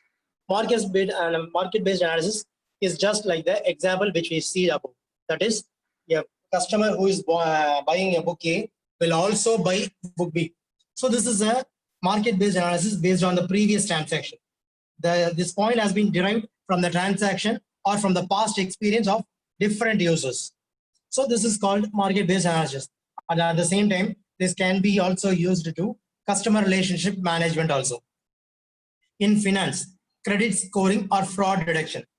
For example, if a person is going to a bank to apply for a loan, the bank will have a previous data. For example, the bank will already have been provided a loan around 200 or 300 loans previously. So there are huge amount of data in the bank. If you are giving an loan application to the bank, means they will first screen your application and they will use a machine learning approach to find a similar pattern which is from the previous data of their from their databases, so that they can decide whether you can repay or you cannot repay the loan. Based on this only, your loan will get sanctioned. Each and every bank is now using a machine learning approach. That is, and at the same time, in finance section, there is a fraud detection. Fraud detection is nothing but a credit card fraud detection or debit card fraud detection. There are some real-time examples for this also. Nowadays, e-commerce has been developed in a big manner. In e-commerce, many people have lost their monies also because of fraud, online fraud. A person from any location or from anywhere in the world, he can easily place an order using another one's credit card number. They get they hack the credit card number and they use the PIN, everything. But in finance, they are nowadays using a fraud detection method to detect whether the transaction which is going is legitimate or illegitimate. Based on this, fraud detection can also be used using machine learning approach. And in manufacturing, when it comes to a manufacturing domain, it's optimization and troubleshooting. There are two things. Optimization. Here, suppose I'm having 3 jobs, job A, job B, job C, which has to be done in a sequence manner. For example, first job A has to be done, and then job B has to be done, and then job C has to be done. This is the process. And job A has to be done in one machine, and job B has to be done in another machine, and job C has to be done in another machine. The 3 machine is in 3 separate places. Let us assume that the 3 machine is in 3 separate corners of the room. Suppose the traveling time of those machine is around 2 minutes. For example, from job A to job B, the traveling time is around 2 minutes, and from job 2 to job 3 is 2 minutes. So the traveling time is around 2 minutes for each job. By using optimization technique, the machines can be rearranged or replaced so that it can reduce the traveling time. If the traveling time gets reduced, means automatically the job completion time will get increased, and it has been automatically optimized the manufacturing unit also. So in manufacturing unit also, machine learning is applied. And troubleshooting, if any problems or if any issues in the machines, in troubleshooting section also, we can use machine learning approaches. And the most common thing, medicine. In medical diagnosis, machine learning has been used from the past around a decade itself. When it comes to telecommunication industries, in telecommunication industries also, we are using machine learning approach. In telecommunication industry, they are using a QoS, quality of service optimization. To provide a good service, they are using machine learning to optimize their quality. Bioinformatics. When it comes to bioinformatics, it's alignment problem. Suppose you can place your thumb sometimes in bottom to top, sometime in a top to bottom approach, sometime in left or sometime in right, but automatically it adjusts the alignment and extract the features. This is also done by a machine learning approach. Another one is web mining, that is search engines. Almost everyone has know that. Suppose if you are typing a keyword in a Google or in any search engine like Yandex or Yahoo, any search engines, suppose if you are typing a query, means automatically it will list some relevant queries in the drop down boxes or in the relevant in the bottom. All this is because of machine learning approach. The result is coming in web mining based on the previous search experience of you and also from the other user. There are many users are using the internet. All the users will get the data. And to explain about data, you have to know the details about something. Just a minute.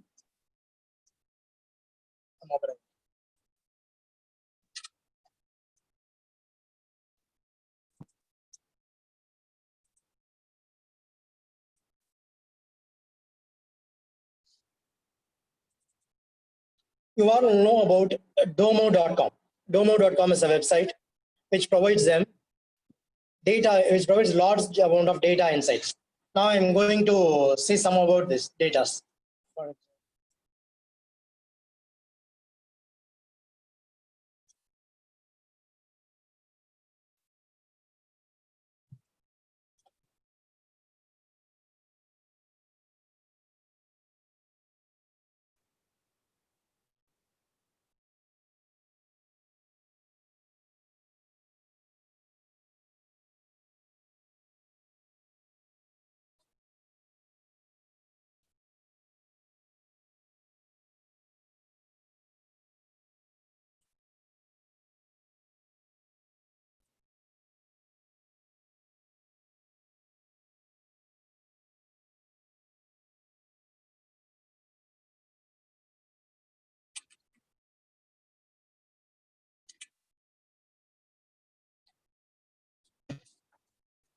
Here.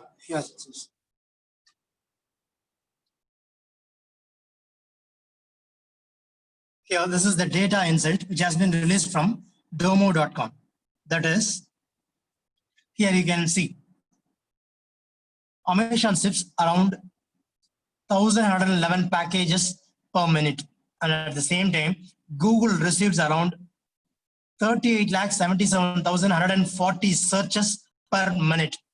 And here you can see Americans uses around 31,38,420 GB of internet data per day. These are all the data which has been given by domo.com as a data insights.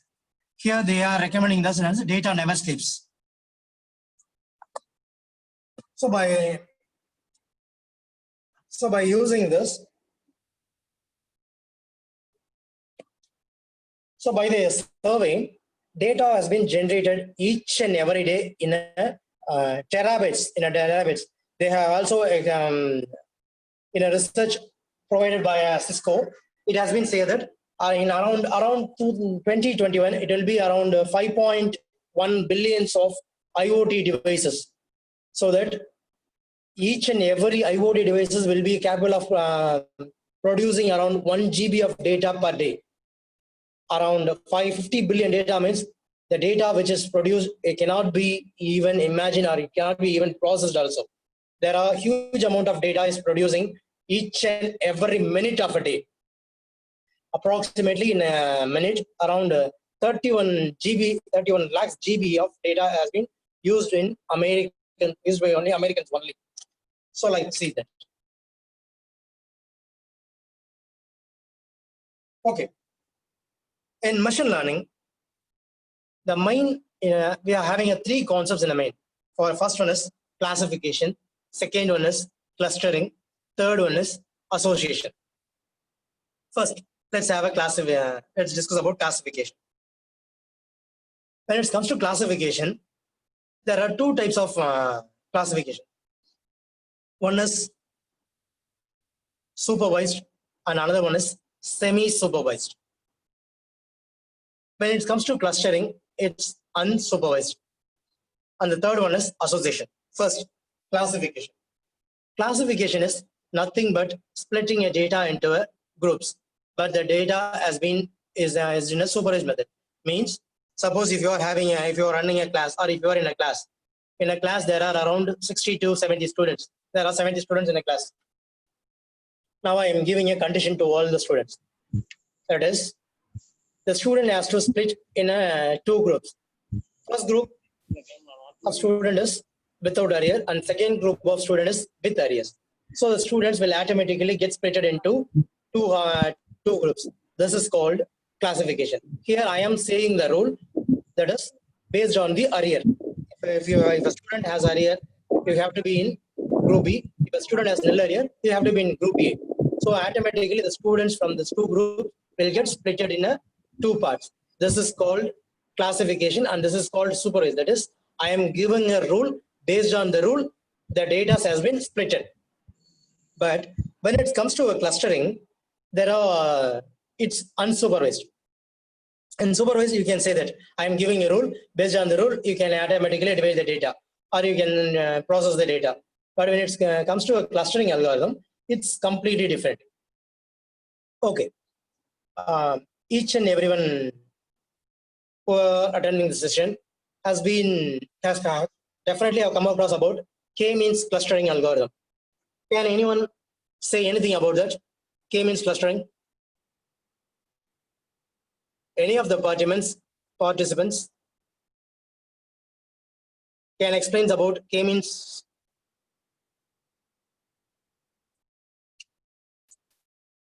Can you hear me?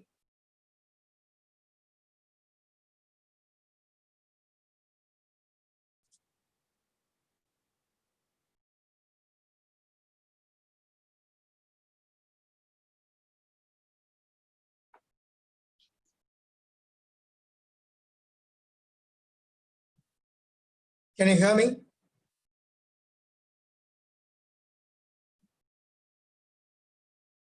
Okay.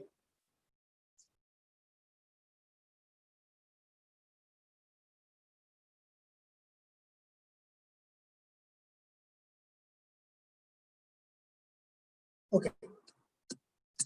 First, I will explain about K-means clustering algorithm. Suppose if I am having a data of 70 students, I'm having a data of 70 students. Each student's data will be in a CSV format. For example, their name, age, qualification, and the hair color, something, their marks, everything is there. Hair color, eye color, everything is there. Each and every data is in a CSV format. Now I'm having around 70 attributes, 70 rows, and I'm having around 12 or 13 attributes of data. Now all those data has been given to a K-means clustering algorithm. First, K-means clustering algorithm will ask you how many clusters, that is how many groups you want. Now I'm giving that I need 5 groups of data. So I'm giving that I need 5 clusters. First, K-means algorithm starts working. It will randomly choose us 5 Ks. It will choose a randomly 5 data and it choose initialize this is all K. K1, K2, K3, K4, K5. I have initialized 5 Ks. Now, these 5 Ks will find the data which is relevant to them and will automatically add those data to their cluster based on the Euclidean distance. Euclidean distance is a method which is used to find the distance between 2 data. Either the data can be in an image, or it can be in audio, or it can be in a video, or it can be in any format also. Euclidean distance is used to find the distance between the data A and data B. Based on the distance, if the distance is closest to them, means automatically the K will put the data in its cluster. After data collection is over. Now, the entire Euclidean distance, by using the entire Euclidean distance, here the standard deviation is calculated and then the mean value is calculated. Based on the mean value, the new K is get updated. The new K will get updated. Now, a new K is selected and the same process has been repeated in each and every group of the clusters. After that, the new K again form a new cluster. It will dissolve the previous cluster and the new K will form a new cluster again, the same based on the same Euclidean distance method. This process continues until the iterations complete or until the previous clusters and the next clusters is same. Suppose if a previous cluster formed and the next cluster formed is equal, means then that is the saturation point. If the data is in a proper format or the data is in a clear or a neat manner, means automatically within 10 to 15 iterations, the saturation point will get occurred. Suppose the data is non-linear, the data is unpredictable, the data is non-linear, means it will goes for the until the iterations. Suppose if the data is non-linear, means it will take around 100 or even it can take around 500 iterations also. We cannot achieve saturation point. Suppose if you are having a linear data, means within 15 to 20 iterations, it will form a perfect cluster. So this is the power of a clustering algorithm. Here, clustering algorithms also groups, classification also groups. Classifications groups the data based on the condition which we give. Clustering, which groups also groups the data based on the data insights itself. So clustering is unsupervised, classification is supervised. And then we are going for association. Association is nothing but associating different data to form a rule. This can be integrated with the example which we already saw with the supermarket example in the supermarket. For example, let us have a brief discussion. Suppose I'm having a supermarket. There are around, I'm having around 10 bills. In 10 bills, around 8 bills, in 8 bills, people who have bought book A have also bought book B. But in the 2 bills, people who have bought only book A has been bought only book A and they have not bought book B. This is the data set I'm having it. Suppose if you are giving this data set to an association algorithm, that is a priori. A priori is the famous algorithm for association, and to note, a priori is the base for data mining also. A priori algorithm is the first algorithm which is the base for data mining. Based on that only, data mining concept has been developed, and based on data mining only, machine learning has been integrated. Whatever technologies which we use today, we can say a priori is the base for all, because a priori is the first algorithm in the field of data mining. After that only, data mining has been developed in a higher stage, and then now we have further upgraded into machine learning concept. By using a priori algorithm, we can easily associate the data, and we can easily extract the relationship between the data. By using the relationship, we can improve the sales, or we can improve the we can use this in any domain. This is the main thing. Now, Navy Bayes algorithm, which is famous. It is a famous algorithm which has been used for classification process. This algorithm has two phases. The first phase is learning phase, and the second phase is the test phase. In learning phase, probability table of each attribute is calculated. That is, in the learning phase, suppose if you are having a data set which with different set of attributes, in the learning phase, the probability of each attribute will be calculated, and in the test phase, the calculated probability will be used to find the or to predict the result in a test phase. Here, have a look. This is a weather data set, which is a famous data set. It can be used for classification and also for association also. Now I'm using it for classification. Here I'm having around 14 instances of a tennis record, that is weather data set. Here around I'm having 5 attributes, around 14 instances. The first attribute is outlook, the second attribute is temperature, third one is humidity, fourth one is wind, and the fifth one is play tennis. That is the game, whether they are playing the game or not. The first, suppose in the first instance, suppose the outlook is sunny, temperature is hot, humidity is high, wind is weak, means you should not play the game. That is, you should not play tennis. This is the first record. I'm having around 14 records here. Now, let us see the calculations here. Here, you can see that I'm having those attributes. First, here you can see probability of play and probability of play over yes and probability of play over no. For example, please look at the data which is in the left hand side. I'm having an attribute named play tennis. Here around there are 14 instances.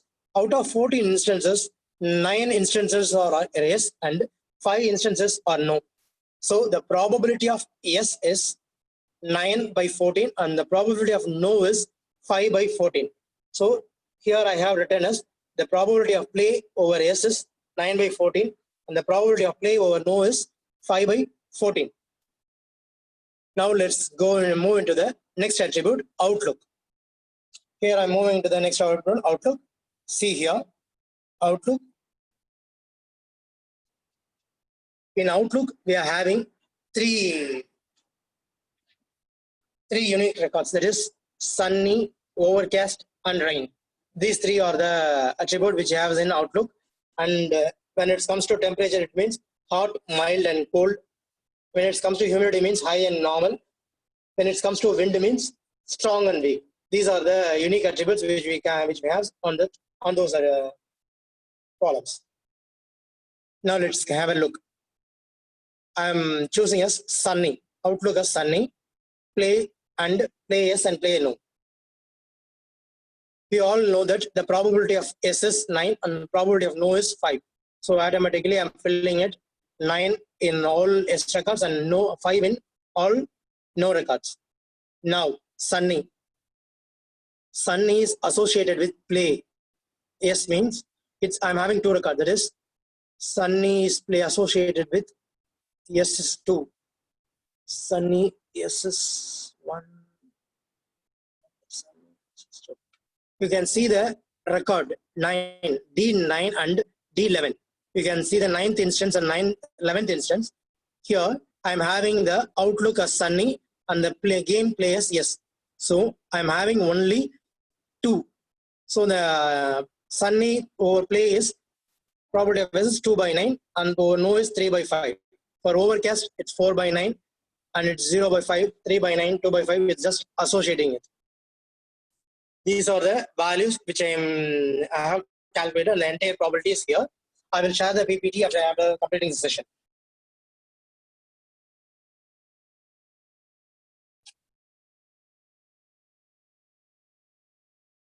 Now let's okay.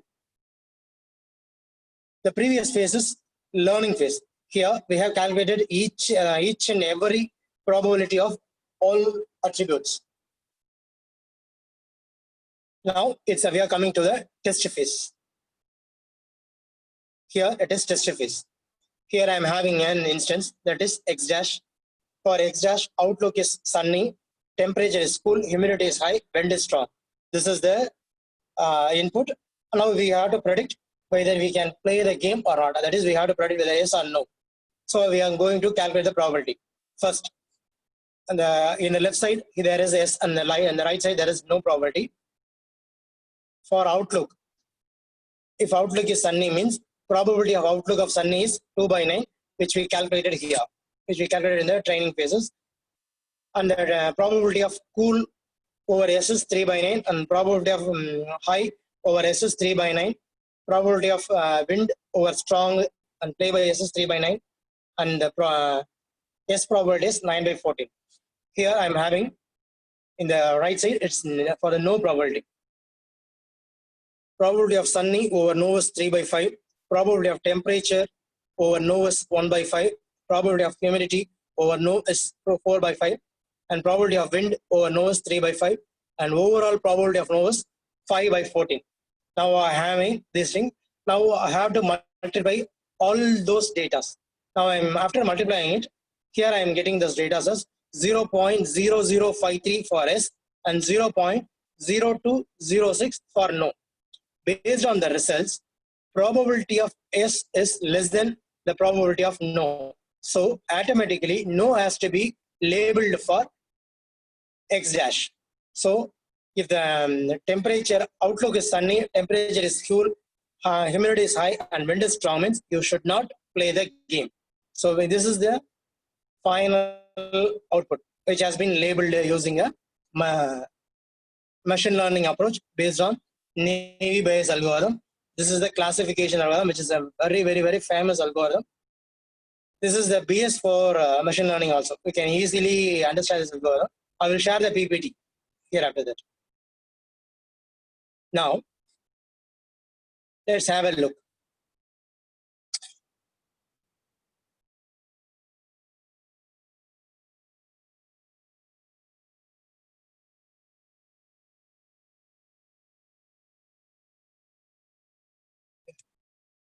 Please look at the tool.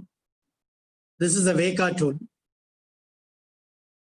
This is very famous tool for data mining process and also in machine learning process.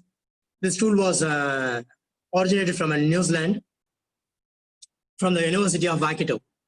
This tool was actually developed as a final year projects of the student, and then it has due to the reliability, it has been and also it has even now it was the topmost tool for data mining process and machine learning approaches. Here you can do each and everything. Now I'm using an explorer of this tool. For example, after opening it, I'm clicking on an explorer. I'm opening the tool here. You can see it. Yeah.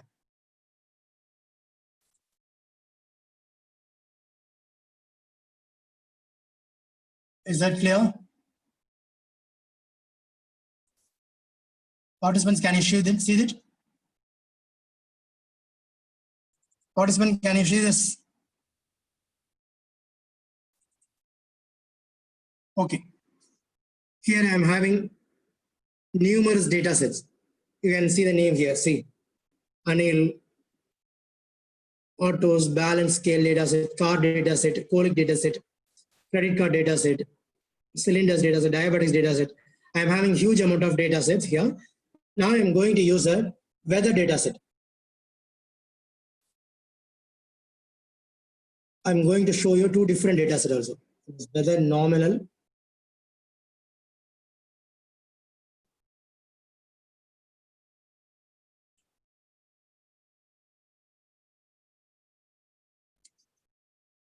Here.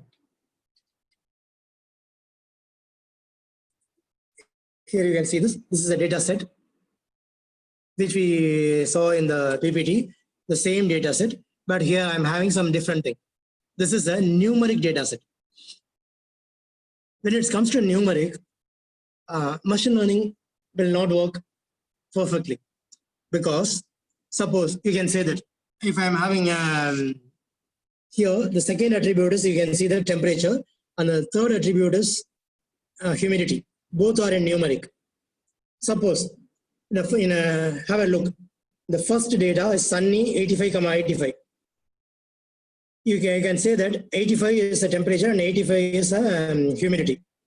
Suppose instead of 85, if there is 85.1, and then instead of a second 85, there is 85.2, means it's not a big difference.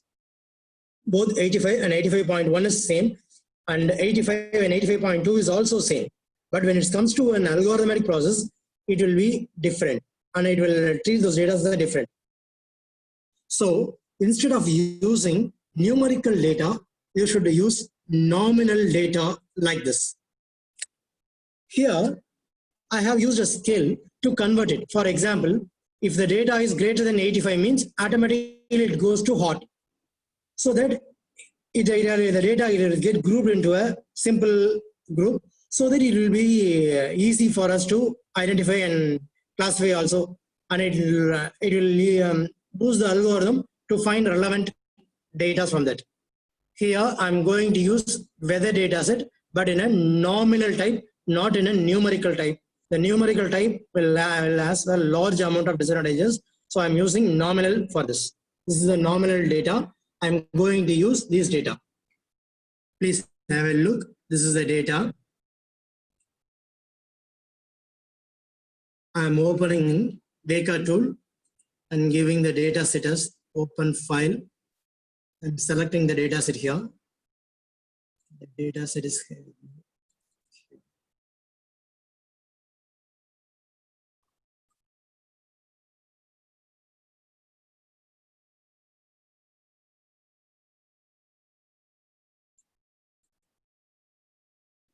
I'm selecting the data set, whether nominal. Okay. Once the data set is selected, it will automatically show each and every attribute here. These are the attributes which is in the data file. And also it will show the number of attributes. Okay. What are the number of attributes and number of instances? Now, sum of weights means it's number of instances. And number of attributes is 5. Instance is 14. Here you can also see that.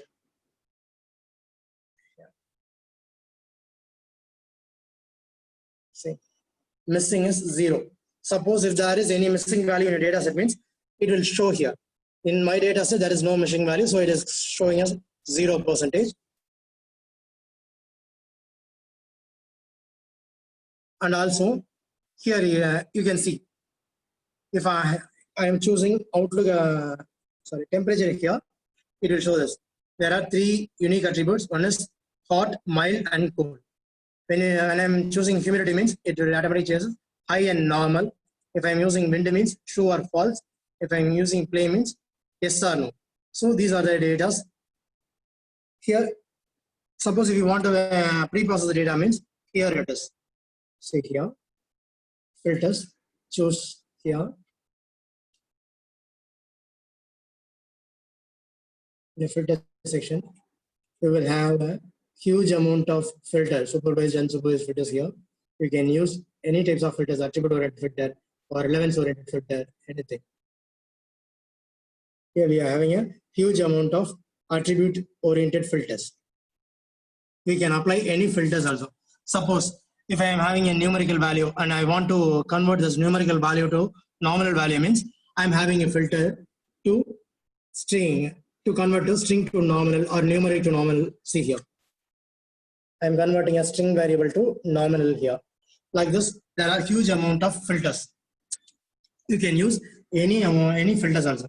Now I'm going for a next tab. That is here. First tab is pre-process. The second one is classify. The third one is cluster. Fourth one is association. And the fifth one is visualization. In middle, there will be a selected attributes which is used to plot a graph. Visualization is a graph method. First one is classification. in classification, there will be a huge amount of algorithms. Now I'm going to use a tree algorithm, J48, which is a famous algorithm. Now I'm going to use it. Now here you can see this. There are a lot of options. Now I'm going to predict the play variable, whether I can play or not. I'm placing it. I'm clicking start. The result has been here. See, the algorithm has been executed. The algorithm, the time taken to build a model is just 0.05 seconds. So within a second, the algorithm has built a model. See here, the algorithm has correctly classified the instance 50% and incorrectly classified instances 50%. So the accuracy is 50%. The algorithm has correctly classified in 50 and incorrectly classified 50%. So the overall accuracy is just 50%.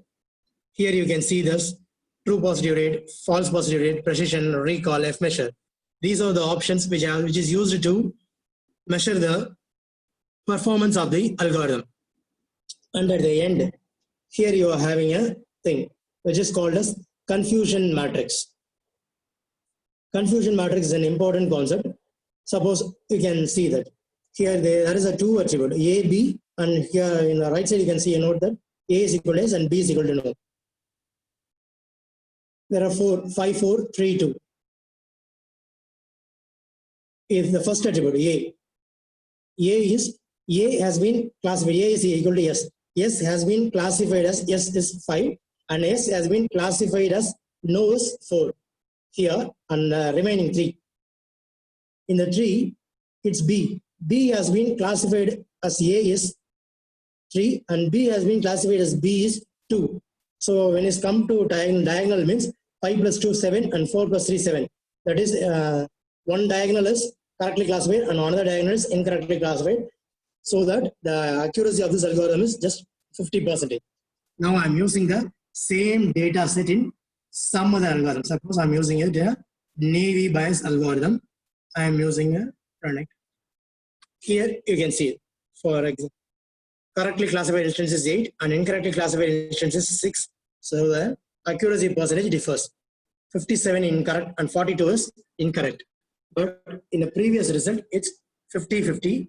In the second result is 57-42. Okay. Now it's a tree algorithm. First one is a tree algorithm. Now I'm going to visualize your tree.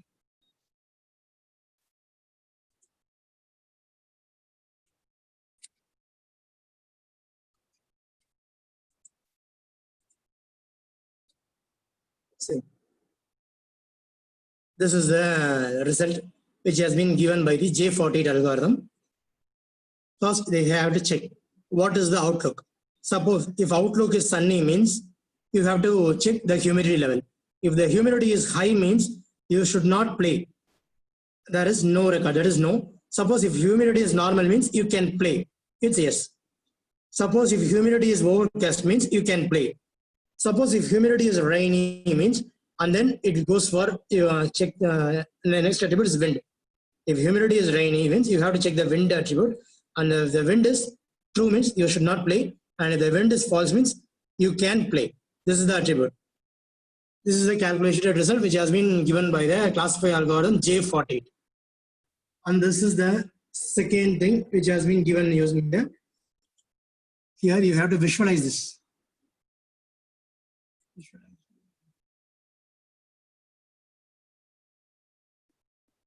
Here the data has been plotted in a graph. This is the Navy Bayes algorithm. Based on that, we have to decide whether we can play or not. These are all the things. Now I am using the same data set for clustering. For clustering, I am going to use the k-means algorithm, simple k-means algorithm. I have used it, and then I am going to cluster it into 3 clusters. Okay. Start. Have a look about at the tree. The entire 14 data has been formed in 3 clusters. The first cluster has 7 records, the second cluster has 3 records, and the final cluster has 4 records. So the 14 record has been classified into 3 clusters. Based on the cluster, suppose C, if outlook is rainy and temperature is mild and humidity is normal, wind is false means you can play the game. If outlook is overcast, temperature is cool, humidity is normal, wind is true means you can play the game. And if outlook is sunny, temperature is hot, humidity is high, wind is true means you cannot play the game. Here you can note one thing. See, in clustering algorithm, we are using all the attribute to achieve a solution.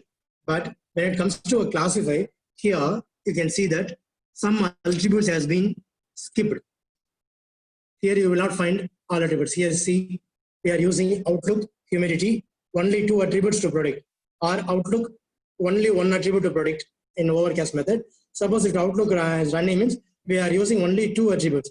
Here in classification, some attributes get eradicated.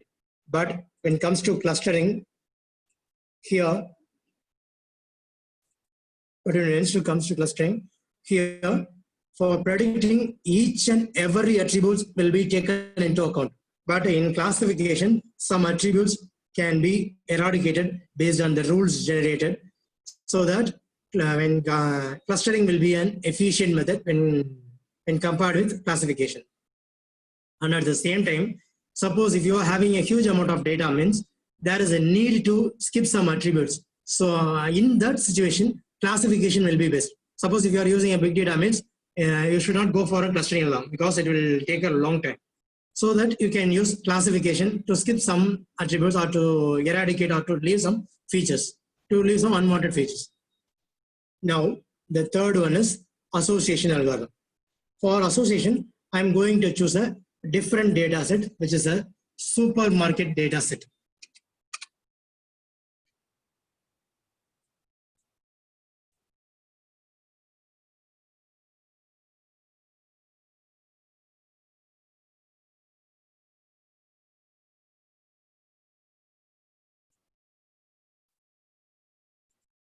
Here it is. I'm going to use a supermarket data set. See here. The total attribute is 217 and the total record is 4,627 records. See here. Total of 4,627 records and 217 attributes. So I'm having a huge list here. See here. Around 200 attributes here. And 4,000 bills, that is 4,000 bills is here, 217 attributes. Now I have to find an association. Now I'm going to click association here and see here, shows a priori as an algorithm. And I need 10 rules. Here I'm giving it. Number of rules is I need 10 rules to be generated. Okay. Clicking start.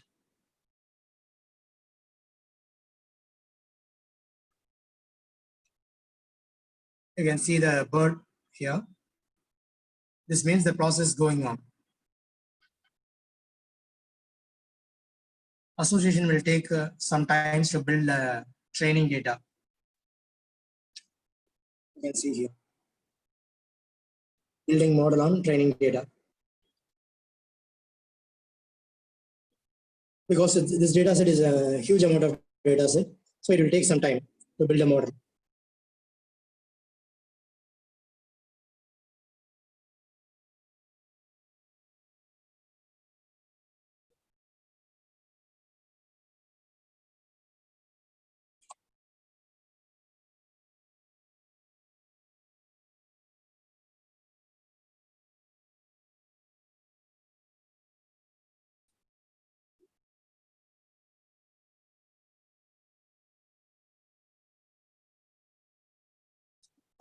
The process has been done.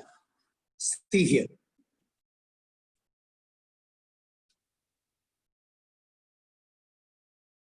I'm having 10 rules based on the 4,000 plus records.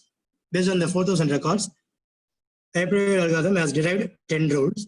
Out of the 10 rules, I'm reading the first rule. That is, customers who have brought biscuit, frozen foods, fruits, and the bill amount total is high. If the total is also high, there are total 788 instances. Out of the 788 records, around 723 people has bought bread and cake also. The remaining has not. That is, who have bought biscuit, frozen foods, fruits, and the total is high, and also bread and cake is 723, and the remaining balance is 788 minus 723 has not bought the bread and cake. This is the first rule. Suppose if I remove the bread and cake to section to the frozen food section, means the remaining persons has also an increased chance to buy those products. The second rule is also based on the bread and cake. The entire go to the fifth rule. Here I am reading the fifth rule. That is, customers who have bought party snacks, fruits, and the total is high, bread and cakes is totally 854. Out of those 854, only 779 has bought bread and cake. The remaining has not bought any product of the bread and cake. Suppose if I move those section to the close to this section, means the sales can be also increased. These are the data insights which has been associated. First, see this data here. I'm showing this.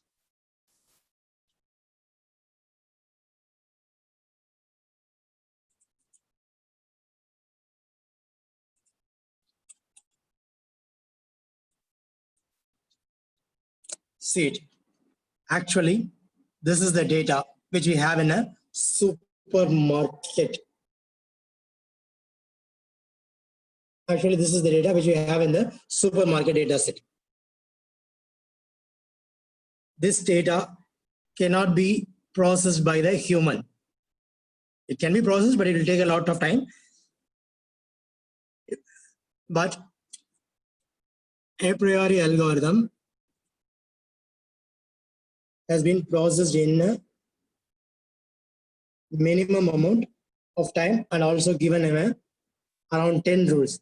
We can also change. I don't need 10 rules, just I need 5 rules. We can change it. Just I need 5 rules. Okay. Start. Again, the execution has been started.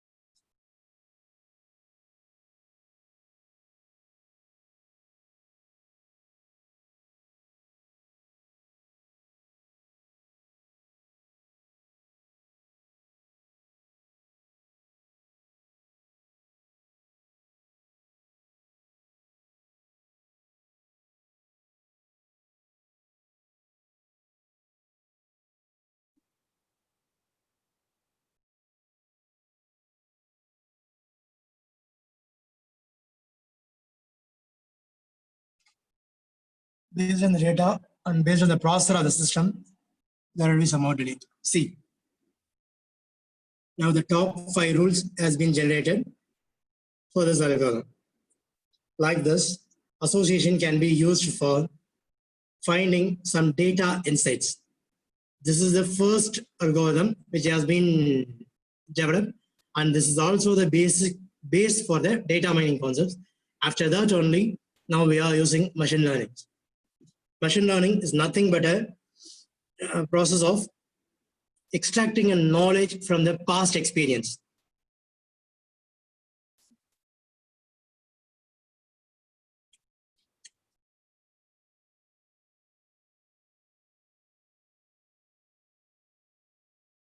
Okay. Excluding these three concepts, that is, excluding classification, clustering, association, there are also some other processes. For example, suppose there is an algorithm, support vector machine, SVM. which uses the training and testing process. Each and every algorithm is a training and testing process. Here there is a concept of reinforcement learning. Suppose I'm having a system. That is, I have written a program to identify whether an image is dog or cat. This is the task. I have written a program for that also. It's an image processing machine learning process. I have written an algorithm to detect whether it is a dog or a cat. I am giving an image of a dog. Some features has been extracted and it has been saved. For example, it will detect the height. For example, it is around 1 feet high. It is around 2 feet high. So it automatically detect the height and it stores in the databases. And it will detect the features and it stores stored in the database. Now I'm giving some images of a cat to train. Now some features has been extracted from the cat images also. It has also been extracted and it has also been stored. Now training process has been completed. Now it's a testing process. Now I'm giving an image of a dog. It will correctly classify that this is a dog. If I give a cat means it will correctly classify as if it is a cat. Now I'm giving a photo of a puppy. It will be small, looks like a cat. So I'm giving a photo of a puppy. Now this puppy image will get incorrectly classified as cat because of the features. The features of the puppies will be equal to the features of the cat. So it will be incorrectly classified as a cat. Now I can train the system, say the system that this is not a cat, this is a dog. This is called reinforcement learning. Based on that, now the system will upgrade it, and suppose in futures if any puppy images comes to the system, it will automatically calculate the features at classify as this is a dog. That is called reinforcement learning. If any errors occurs means based on the error, we can train the system and the system will get updated. After that, if any similar situation occurs in the future means it will automatically extract the features based on the knowledge. So this is called reinforcement learning. This is the recent trending concepts also here. Okay, this is all the whatever I said in this 1 hour is very less. This is not the complete information. This is just an outline. We have discussed about some process about pre-processing or classification, clustering, and something about association. And we have seen something about naive-Bayes algorithm and also about classification, clustering algorithm also. Whatever we have seen is just a basic. This is not a complete entire knowledge. We have to learn lot of things in machine learning. We can also say that there is no end for machine learning because day to day we are generating a large amount of data. We have to process each data. So day to day, unless the data generation has been stopped, there will not be end for machine learning. If the data has been stopped, the data generation has been stopped completely means there will be an end for machine learning. Unless there will not be any end for machine learning. This is my opinion. And machine learning is a very important and also an interesting concept for those who are interested in it. Okay, let's finish this session now. Whoever has some queries means or some doubts, please call me. Please ping me. Any queries?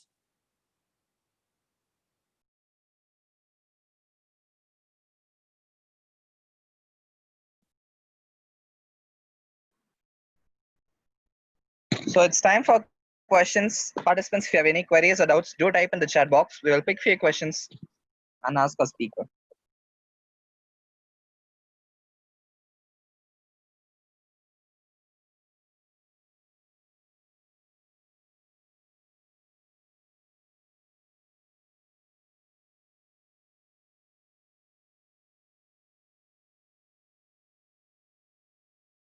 Participants can ask the question directly itself.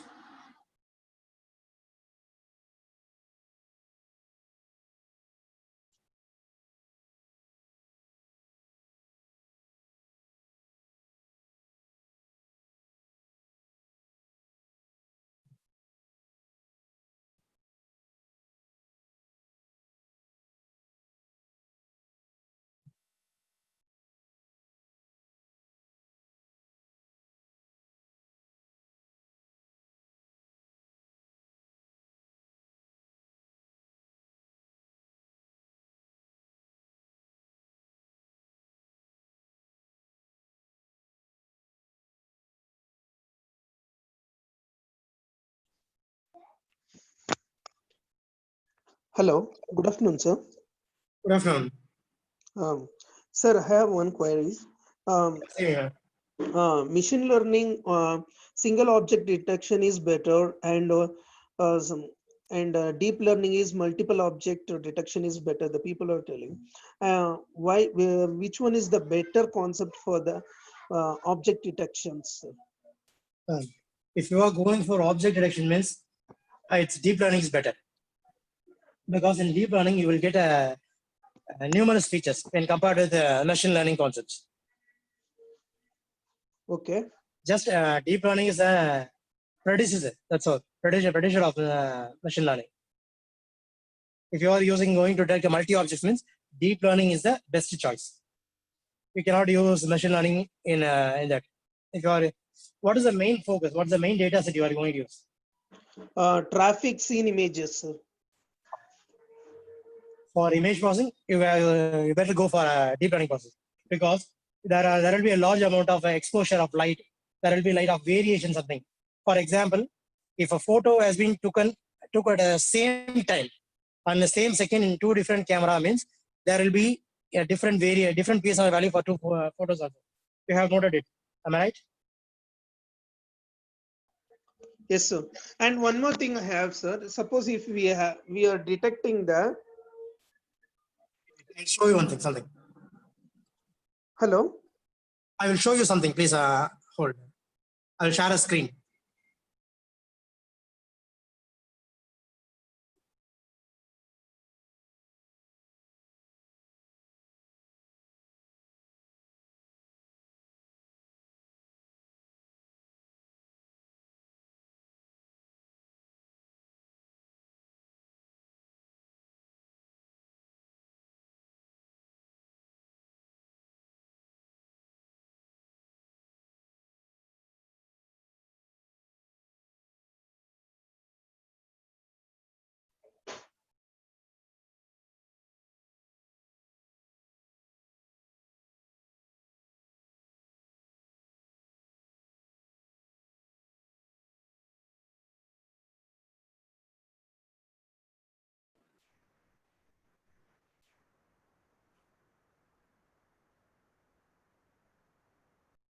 Yeah.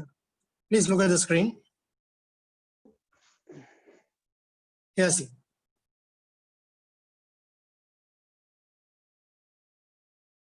See, is there any difference in the images?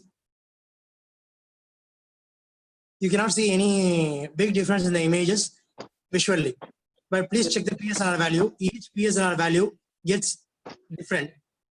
For example, first one is 45 decibel, next one is 36, and the next one is 31 decibel.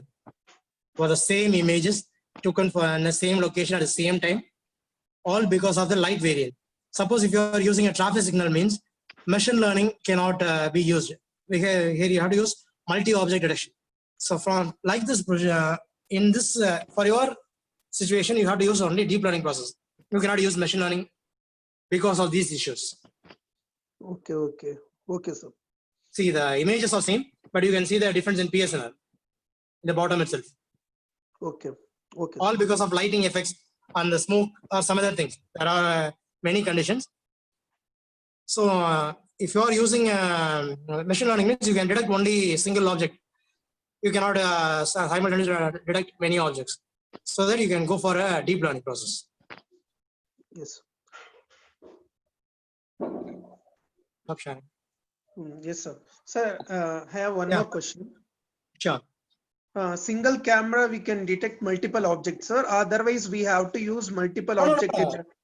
Oh, single camera can be used to detect multi objects. Suppose if you are even see, if you are using a security surveillance system in a mall, they use only a single camera to detect multi objects. They can easily detect whether it is a showcase or it is a chair or something. You can easily use a single camera to detect multi objects. Okay, sir. Okay. It's like a 360-degree rotational, sir. No. You don't go for that also. It's normal. The normal camera is enough. You don't go for a eagle eye camera. The normal camera is enough. You don't go for 360-degree rotation or VR cameras. Just normal camera is enough. By using a normal camera itself, you can use you can detect multiple objects Okay, okay. Thank you, sir. Thank you very Thank you. much. Any other questions, please?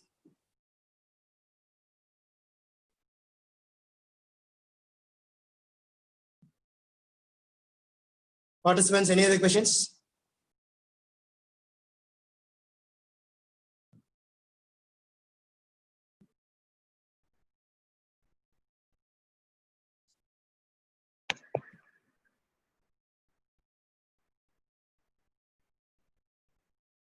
I hope there is no questions from the participant side, sir. Yes, then let us end the session. Thank you, sir. It was a very wonderful session with a brief explanation. I hope this session has been very much utilized by many of the attendees. I once again thank you, the speaker, Mr. V. Rajkumar, sir, event coordinators, and you, the participants, for making this session as a possible outcome. So this is Abarisha winding up the session 2. Hope we shall see in the next session, which will be starting by 2 p.m. Thank you all.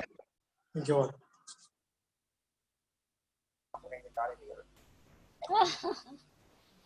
சரி ஓகேப்பா. சரி, ஆனா வாங்கிட்டு எப்படியாவது அனுப்பிச்சு விட்டுருங்க எனக்கு.